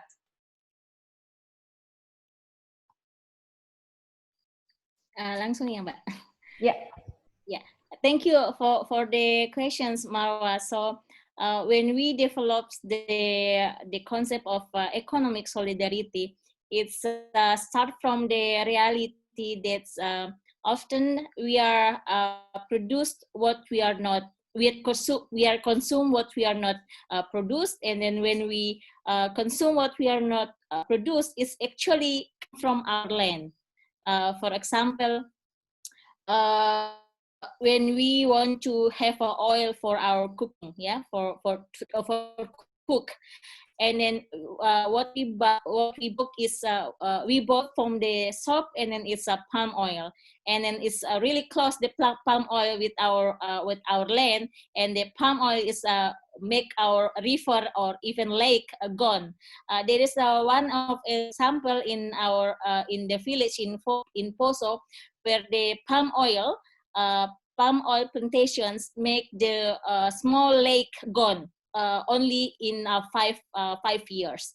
The lake, the small lake is really like meaningful for the society, but they because of the politics kind of things, they most the governments support the investment in the palm oil plantations, the company to take the land, and then now the lake is gone. But and then they're using these oils to cook the food. That's the food is also cannot come from the land because they cannot plant anymore because the land is already broken because of the palm oil. So they need to buy vegetables from outside the village. So we think that this is a systematic. It's like a systematic way to memiskinkan itu apa ya? Impoverish? Yeah, impoverish. Impoverish. Yeah, the community. So like we and the ironic thing is the people know how to plant. They know how to manage it, and they have a good life without the company actually. So we start to come up with the idea. So we have two rules. One rule is like to make sure the money do not go out from your village. It means that you can support to each other what you need in your house, or for you to consume. You can share and share to each other. So your money that you, for example, to buy a table, to buy curtain, to buy fish, to buy vegetables is not come from 10 kilometers, but it's come from 1 kilometer from your house. So we always like make a sign that whatever in your table comes far away, you know, it's come from other city. It means that your food is not only not healthy, but you are not in solidarity in with your community, but also not in solidarity with the land. For example, now it's famous in Indonesia, noodle, yeah. The noodle is come from far away from your house, and then it's not only make the rich people become rich, but also the health system in your body is also become worse, like that one. And the second rule is like to produce what that to produce things that you can produce based on the nature. Because we are really rich with the natural resources. In some village, for example, the women's creating virgin coconut oil. In other village, the women's creating coffee beans. In other village, creating the cookies, yeah, cookies, and then they sell to each other what they have in the village. So, for example, as a result for this method, the community or the people in the village do not need to buy a coffee from the shop, because they have the coffee from their garden, and it's really help the community, but also help the farmers who plant the coffee. That's kind of solidarity. So the solidarity is not only with the nature, but solidarity in also with the society in your village. And for now we have around 20 community that's also already implementing the concept of economic solidarity, and each of the village has a different kind of product based on what they have, like honey, virgin coconut oil, and so on. I hope it's answer your questions. Very interesting, Kak Lian, because then the school also become a place for, or a hub to connect different kinds of things that were produced by each villages as well. And the solidarity is created through those connections as well. That's what I read from what you just said. So now we have two questions, one in our Zoom chat. I think all of you can read this as well, but I'm going to read it for our Facebook streaming participant. One is from Julieta Aranda, and this goes to Marwa. So I'm just going to read it. I'm an artist as well. This year, I was meant to be working for a few months in Mexico with communities in the north of the country that are deeply affected by the drug trade. The work has started as art workshops geared towards children, but it evolved towards an intersection between pedagogy, agricultural practices, and the echoes of reproductive labor. As the work was put on hold because of the pandemic, and hearing about both Marwa and Lian addressing the issues of intimacies being interrupted, I'm wondering about how to build spaces of intimacy without proximity at levels that are not grounded on theory or politics of display. I have been extremely reluctant to position my work on these fields within the art field, so I'm especially interested on hearing Marwa's take on this. Yeah, Marwa, you can answer this maybe? Hi, Julieta.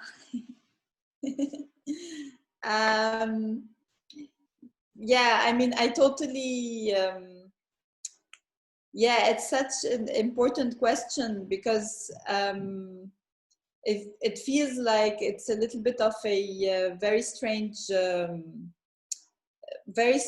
thing that we are having now, because in fact we feel like we're reconnecting with a lot of people all over the world, and for example we are doing this Zoom thing, a lot of people can join and all of that, and at the same time you know, we leave the Zoom meeting and then we feel like we are alone in our apartment or wherever, we're like in our little bubble, and it's such a strange, confusing feeling. Also, you know, even if we were doing this live, there's like so many dimensions that are lacking here, because we're like so everything is so focused on speaking in this world here. So there's like so many different dimensions, like bodily intimacies, bodily language, a lot of things that are completely you know, eradicated, or they're not existent in this kind of situation. And in fact, you know, right before the pandemic, at the end of February, before the lockdown, the end of February, I was in the south of Tolima, visiting three farms there, like 3 women that I had invited before to the convention. And we were going in the Rio Magdalena, so to like the main river in the, it cuts through the country, but in this region, this territory. And we were visiting and, you know, talking about the different problems with the hydroelectric and the water and the whole like irrigation system and all of that. And I was thinking, oh my God, in fact, this kind of, you know, we're talking about all these ecological problems, and at the same time, the only way to, you know, to be able to do that is through this art economy. And without that, I wouldn't be there possibly talking about any, and, you know, like building any kind of relations and talking to these people that were taking us through the river. So I was thinking that it's really it's such like a contradictory thing. It's a double thing, because at the same time, in order to think about these ecologies so intimately, you need to go there, of course, and that's like the only way to really, like, you know, get close to the territory, get close to the problem of the territory, and that get close to you know, the community and the communities that are there. And so at the same time, yeah, there is this. So the only way to do it is, you know, by going there. And at the same time, I was thinking that why this art economy needs, why as an artist do I need to be in the middle of this river in order to, you know, understand all of that, and why is this? So I had this kind of like existential question moment in the middle of the Rio Magdalena, and then I started thinking, okay, but how can I build an ecology within my community, and a kind of like think about ecology from within. And then I was thinking, no, but this is my community also. So I mean that it's not so. This question is like, it's not a. I mean, there are of course like a lot of ethical questions there, and a lot of like, you know, political positioning. But these questions wouldn't even be open if I was not there, or I was not, you know, like getting into this situation. So I don't know. I find it such a complex, and loaded question, you know.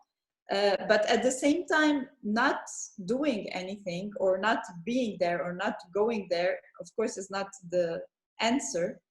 And since it was imposed on us, you know, like we cannot move, or since like the pandemic happened, I started also like seeing how beneficial actually what we had, or what we had, how it was also like a kind of like something that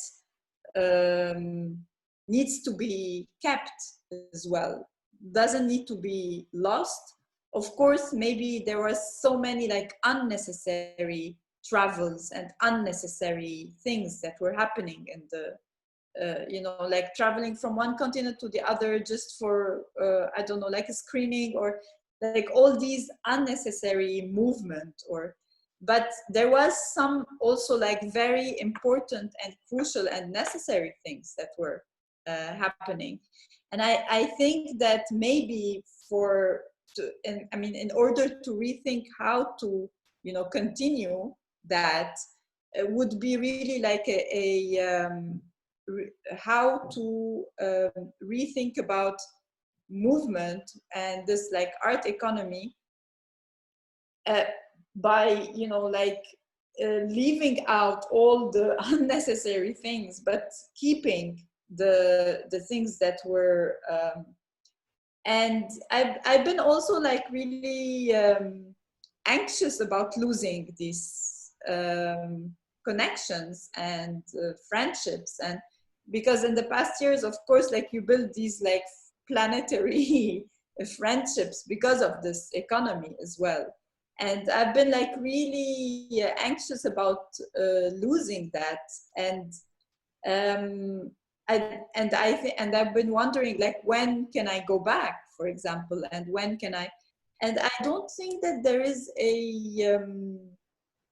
I don't think this kind of situation, this online situation, replaces that. I don't know. Maybe I'm wrong. Maybe there is some ways to build these intimacies, or you know, but I don't think this replaces it. This maybe has other advantages, like, I don't know, opening, for example, I don't know, Fred Moten opening his lectures to 700 people, or this kind of like mass sharing. But other than that, I don't think that this kind of like more as you call, like these intimate situations, and these like a very close relation can be built in different ways. I don't know, or I haven't really like found that. Yeah, I don't know, like a sorry, it's a bit long. No problem. Thank you, Marwa. Now I'm moving on to the next question. It is addressed to Lian, Ibu Lian Gogali. Sound like a civil servant, pejabat. So from Smita Tanaya. Hello, I have a question for Ibu Lian Gogali. Through her presentation, it's clear that women's participation and engagement with the environment is inseparable. Access to environment, in particular forest resources, etc., is also crucial to many rural women. Thus, how to increase women participation in forest or environment management.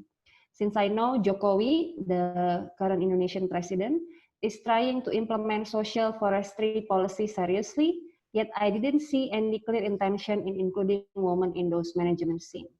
I wanted to gain more insight on how to arrange and empower rural women so they can partake in decision-making processes related to environment and food resources. Thank you. Yeah, to elaborate more, I think it's also interesting to hear from Kak Lian about how the school is also now trying to equip the women to learn about constitution and legal issues. So I want to hear going through that direction in relation. How do this grassroots community of women struggle negotiate with the government? That is one of my elaboration to Smita Tanaya question. And secondly, also, I actually wanted to explore more on the word empowerment because the last time when the first time, hopefully not the last time, when I went to Institute Mosintuwu, I was taught about the word pakaroso, which I think is a very different way of understanding mutual strengthening. Yeah, I wanted you to share that knowledge as well to us. Thank you. Thank you so much for the questions, Kak Smita, Bapak atau Ibu Smita. Saya jadi kayak tua banget di sini.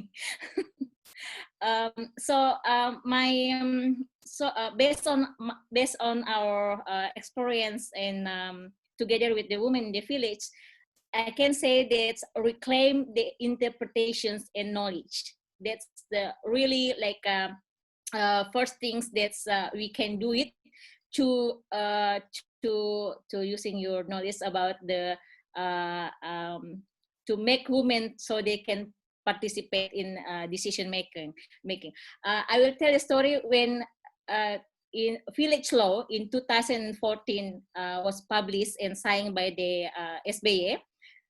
The first thing come up in our mind together with the woman is like how we reclaim, how we take over the interpretation on the law, because usually the law, even though the law says that the woman or the people can participate in the community, but in the implementations, it's really depend on how the government understand about the law. So what we are doing is like we connected all the women. I remember there is 350 women around 80 villages joined together in Women Congress of Poso, the first Women Congress of Poso. We discussed about how we reclaim, take over, merebut. I don't know in English the good word for that.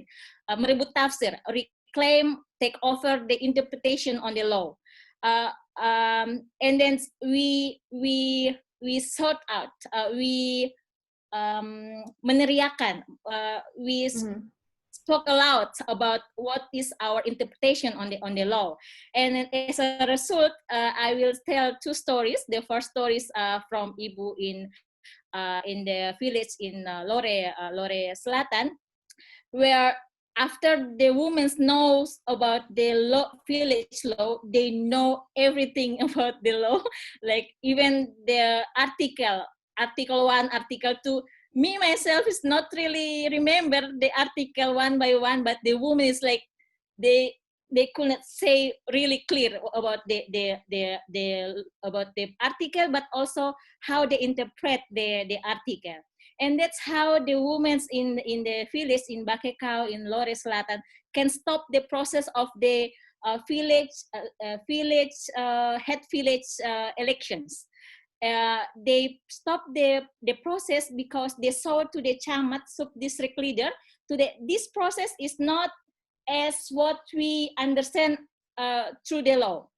And then the good sign is even the sub-district, the head village, which is men, never heard about the law, not even read about the law. They do not really know that the law is there.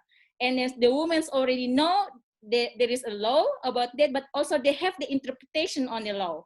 and that's how they reclaim their understanding about the law, and it's like a make people following how they understand about the law. In the end of the stories, the process of the election is stopped because the woman can show really article by article why this process is not it's not as in the law, because it's not involve women. And then they saw it one by one.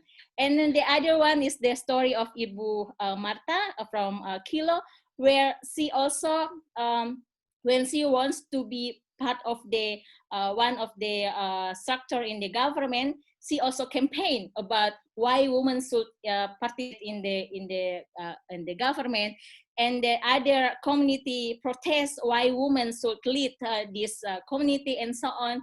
What she doing is like she also saw the what she understand, what her understanding about the law, and then discuss with the community that we have a same right, we have to do so. And then the other story, the second story is from the way how the women's using their knowledge to protect the forest. The stories is about the traditional market in Salukaya, where I only facilitate their hobby. So we list. It's really fun to have the school actually in women's school, because it's not really theory, because what we are doing is like list our hobby. The women's hobby is cooking, planting, saving, and so on and so on. And then we come up with the question, so what we will do with this hobby to do something, to make a change, and then come up with the idea, oh, you know how to fishing, you know how to cook, how we connect to each other and to make something for this. And that's how the traditional market set up, only because like they discussed together about what they hobby and how their hobby can also become part of the community to change. And that's also when they come up with the idea of the traditional market, they're starting to also introduce the importance of to protect the environment. There's one ibu, one mother, who really like a famous in the village because she reclaimed the forest. She reclaimed a small forest because she will use the vegetables in the forest. We call it pakis. I don't know if you understand pakis. Fern, yeah, fern.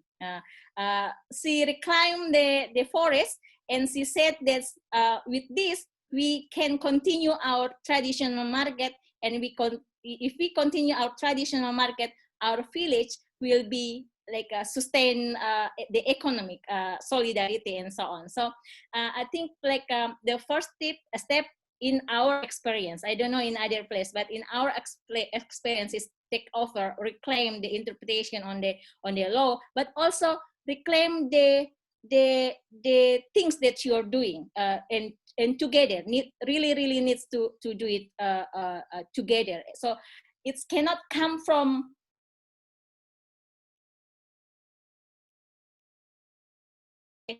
what women's knowledge, women's experience, women's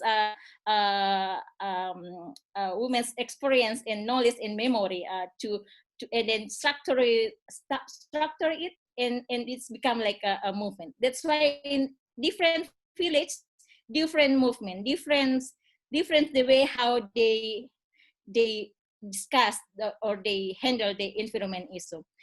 And that's also why we interpret the pemberdayaan, the empowerment, with the name of local name. We call it Pakaroso. Pakaroso is a local language in Pamona, one of ethnicity in Poso, means strengthening each other.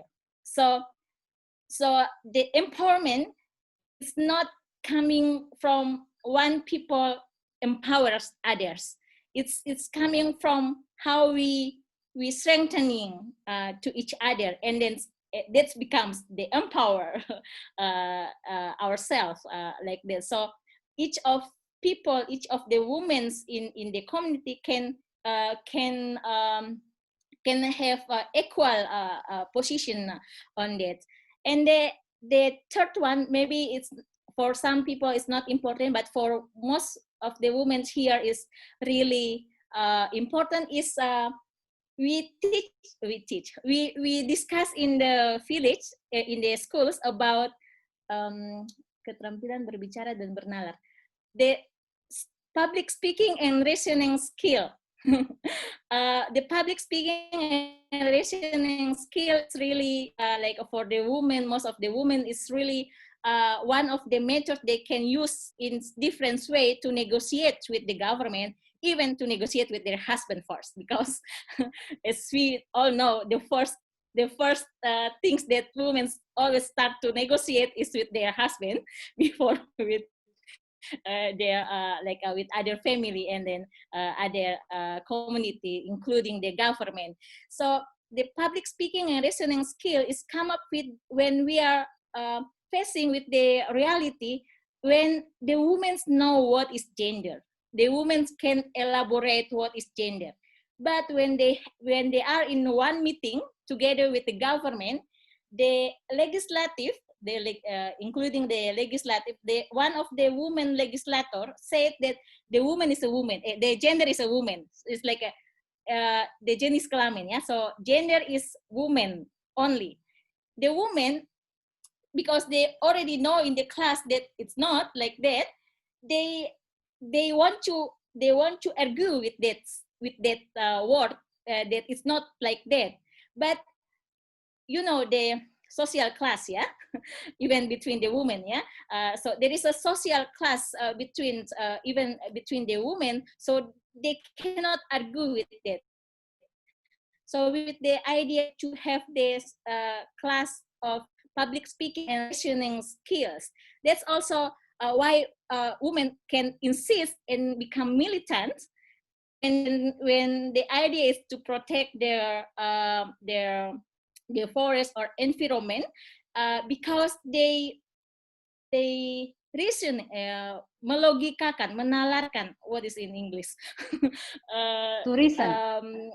Reasoning. Yeah, reasoning things that not only the word, but what is the word says in their own experience, in their own knowledge, like this. So they're trying to dialogue with the word, not only the word, but also dialogue with the experience. I hope it's explained. Thank you. Thank you, Kalian. We don't really have much time left, so I won't take any more questions. But I will mention one important comment that that was posted from Facebook. It is from Fatia Nadia. It's in Indonesian, but I will try to translate it in English. So the erasure of women's knowledge about land and farming was part of the control of the patriarchal system and power through the sexuality of women and their reproductive capacity, but not their memory. So yeah, the patriarchal control cannot control the memory of women. So it became important to create more spaces to recall women's memory. But I think from our presentation, from the experience and knowledge from Marwa and Kak Lian today, we also hear about the importance to open a space for gathering women's memory, knowledge, and politics and solidarity. So I have one last question for both of you, which is related with the notion of solidarity and creating more spaces. I think this is one of the really mentioned a lot, but I want to have more emphasis from both of you. So why is it necessary to build an international alliance of eco-feminist struggle? Marwa, I think you mentioned a lot about your concern and aspiration to create links with an internationalist alliance with this various women struggle. But maybe we can also hear from you. What do you think the international alliance will do? Whether it will be advocating emancipative program in international level or knowledge exchange, or what? I want to hear from you. Why is it necessary, and what is the agenda will be, if you can imagine? And to Kak Lian, yeah, since you when you tell story about the women's struggle in Poso, it's really about creating a self-sustained communities in Poso, right? And I think it's really important because it's part of your struggle for sovereignty. But I wanted to know whether international alliance or international solidarity, sisterhood, or whatever you want to name it, is actually an important aspect to develop or sustain the struggle of women in Poso. Marwa, are you still there? Well, since Marwa is maybe still lagging, maybe Kak Lian, if you may, to answer my question in relation to, is it necessary to build an international alliance in your context of struggle? Yeah, oh, Marwa is Yeah, there. So, it's okay, you can answer first. No, you can answer first. Okay, so for me and in my understanding, women's stories is can be personal, but also in the same time is the voice of the world. So in some sense, the stories could be personal based on the context, but it's linked between the voice in the really remote area in Poso with the bigger city in the Berlin or Netherlands and so on. And then we need to connecting a voice and then amplify the voice to be the not only in the name of the solidarity, but to move forward to to make this movement as our movement, not only in some project movement, in program movement or organizations movement or community movement, but to make this as us, or because we live in the same planet, and then this woman's story could be representing the planet stories. So I think it's really necessary to connecting voice, amplify voice, woman's voice, woman's memory, and then experience and knowledge, woman's knowledge.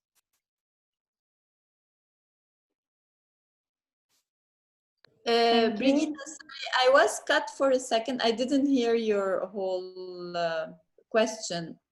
Okay. Yeah, my question was related, this will be the last question for us. My question was related with the necessity to build more spaces for women to meet and gather. But it's also, when you say that it's to build an international alliance, I also wanted to know what can we do when we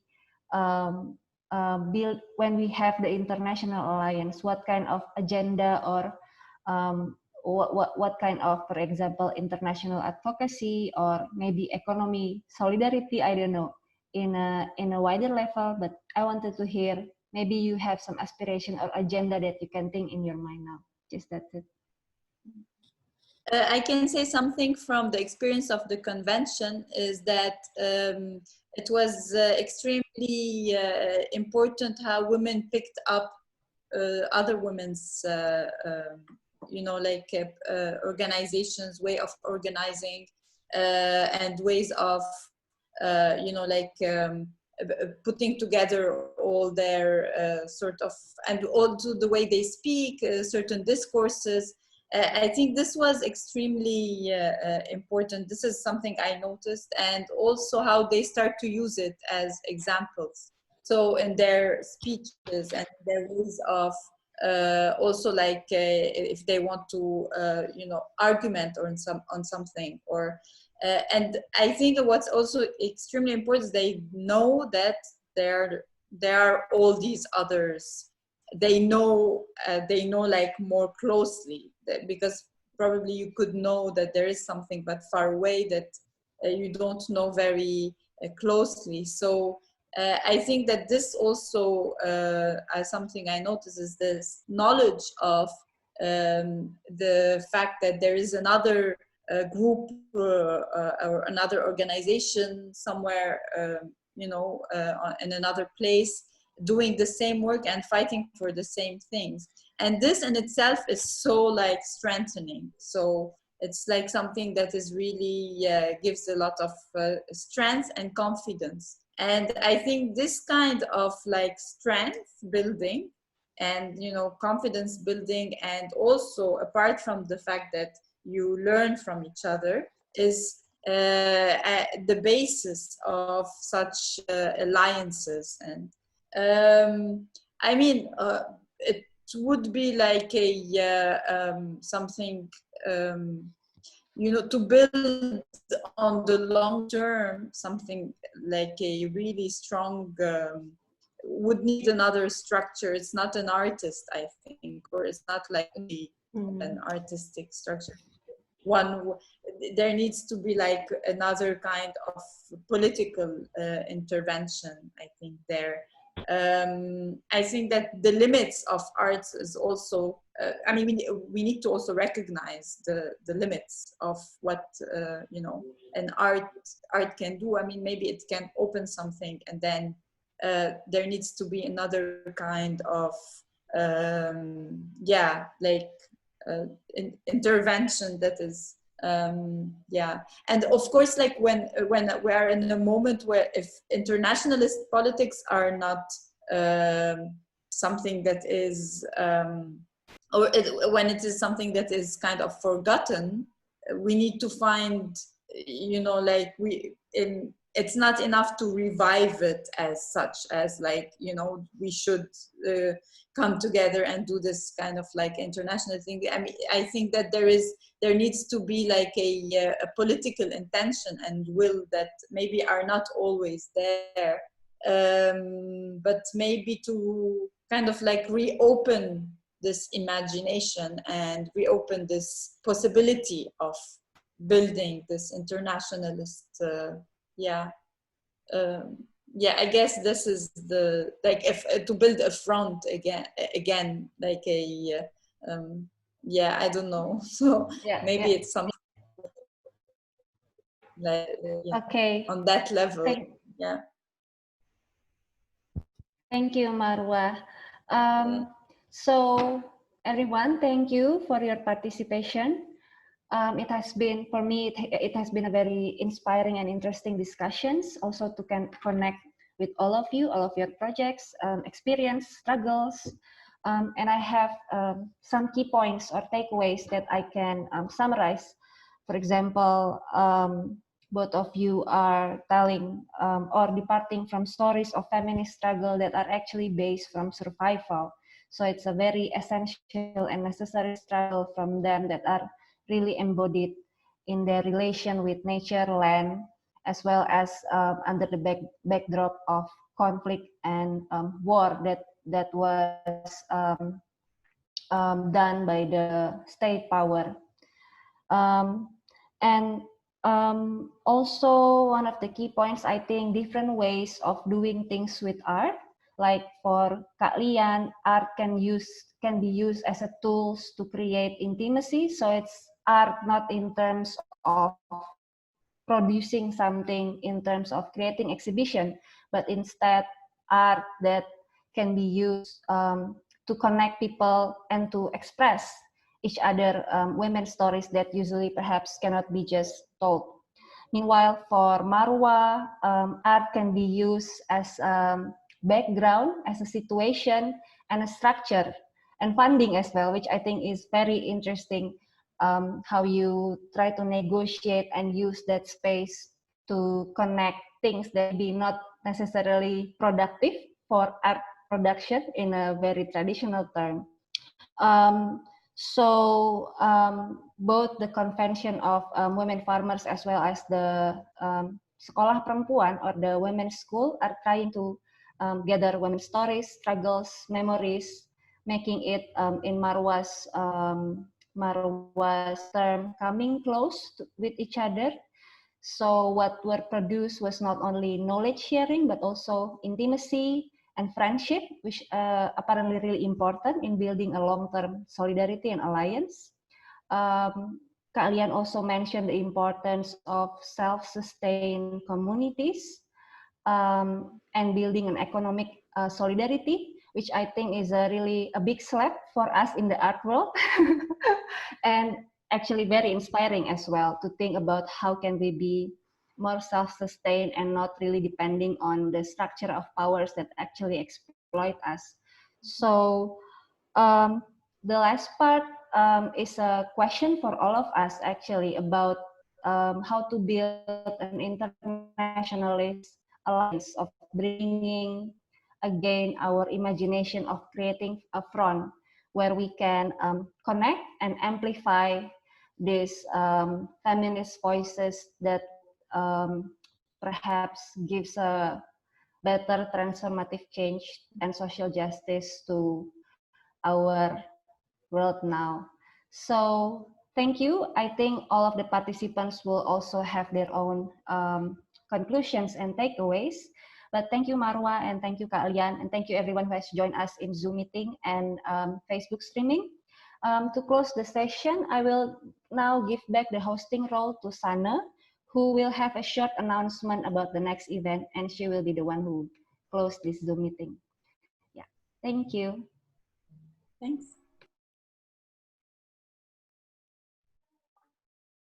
Hi everyone. Yeah. Nisa, mungkin boleh buka video saya? Yeah. Hi. I've been typing kind of excerpts or summaries of the conversation to be translated to Indonesian. So I have a very kind of, I feel not really an overview, but a very detailed experience of the talk, which also for me has been really, really great and very inspiring. So also thank you so much to Mbak Lian, to Marwa. Also a huge thank you also to Brigitta for kind of drawing out different questions, commonalities, and giving a really great summary at the end. It's always really useful. Thanks everyone for joining. Yeah, so basically to share, for tomorrow we have another event happening at the same time as now. So 4 till 6 Indonesian time, 11 till 1 Central European time, which is called The World is Our Household, Let's Take Care of It, which is a statement from a book by Maria Mies and Fontana Shiva, thinking about subsistence, a subsistence perspective. So basically thinking about the world as our household in a way of taking care of both our daily lives as well as like the planet at large. So it really connects, I think, to discussions that we heard today. Tomorrow's a reading group, which will only be on Zoom. You can sign up on our Instagram account at struggles.for. Maybe I write it in a bit in the comment section. And we will start by actually screening Marwa's film, Who's Afraid of Ideology, the second part, which we're really excited about because I think actually a lot of conversations today also I think relates to the film in the sense of building solidarity economies, kind of taking back control over land, over your own means of subsistence, over apalagi, over your own personal economies, solidarity economies as well. And we'll particularly, the second part of the film basically focuses on the village of Jinwar, which literally means the village of women in Royofa in northern Syria, which was built by women and for the exclusive use of women, and really goes into this reappropriation of the land, means of production and subsistence as one of the key elements in also thinking about basically ecofeminism and how we live together and together being amongst people and also in ecology at large. Maybe if I'm missing something, Marwa, you can add. Yeah, so, and then after that, we'll read a text, basically the introductory chapter from the book Ecofeminism from 1993 by Maria Mies and Vandana Shiva, and we'll have a conversation where we'll also be able to bring in our own stories and experiences and yeah, have a more kind of intimate, more informal conversation. Actually, the online program itself is still running for a couple of weeks. I think we're not so organized that we have the whole schedule already available, but if you follow us on Instagram or Facebook, yeah, we'll share links and flyers and stuff. So please join us again if you can. And for now, yeah, I hope you're all well, like stay healthy. And it's been really great to share these couple of hours with you. And thanks again to Marwa, Lian, and Brigitta. I want to applaud. Bye-bye.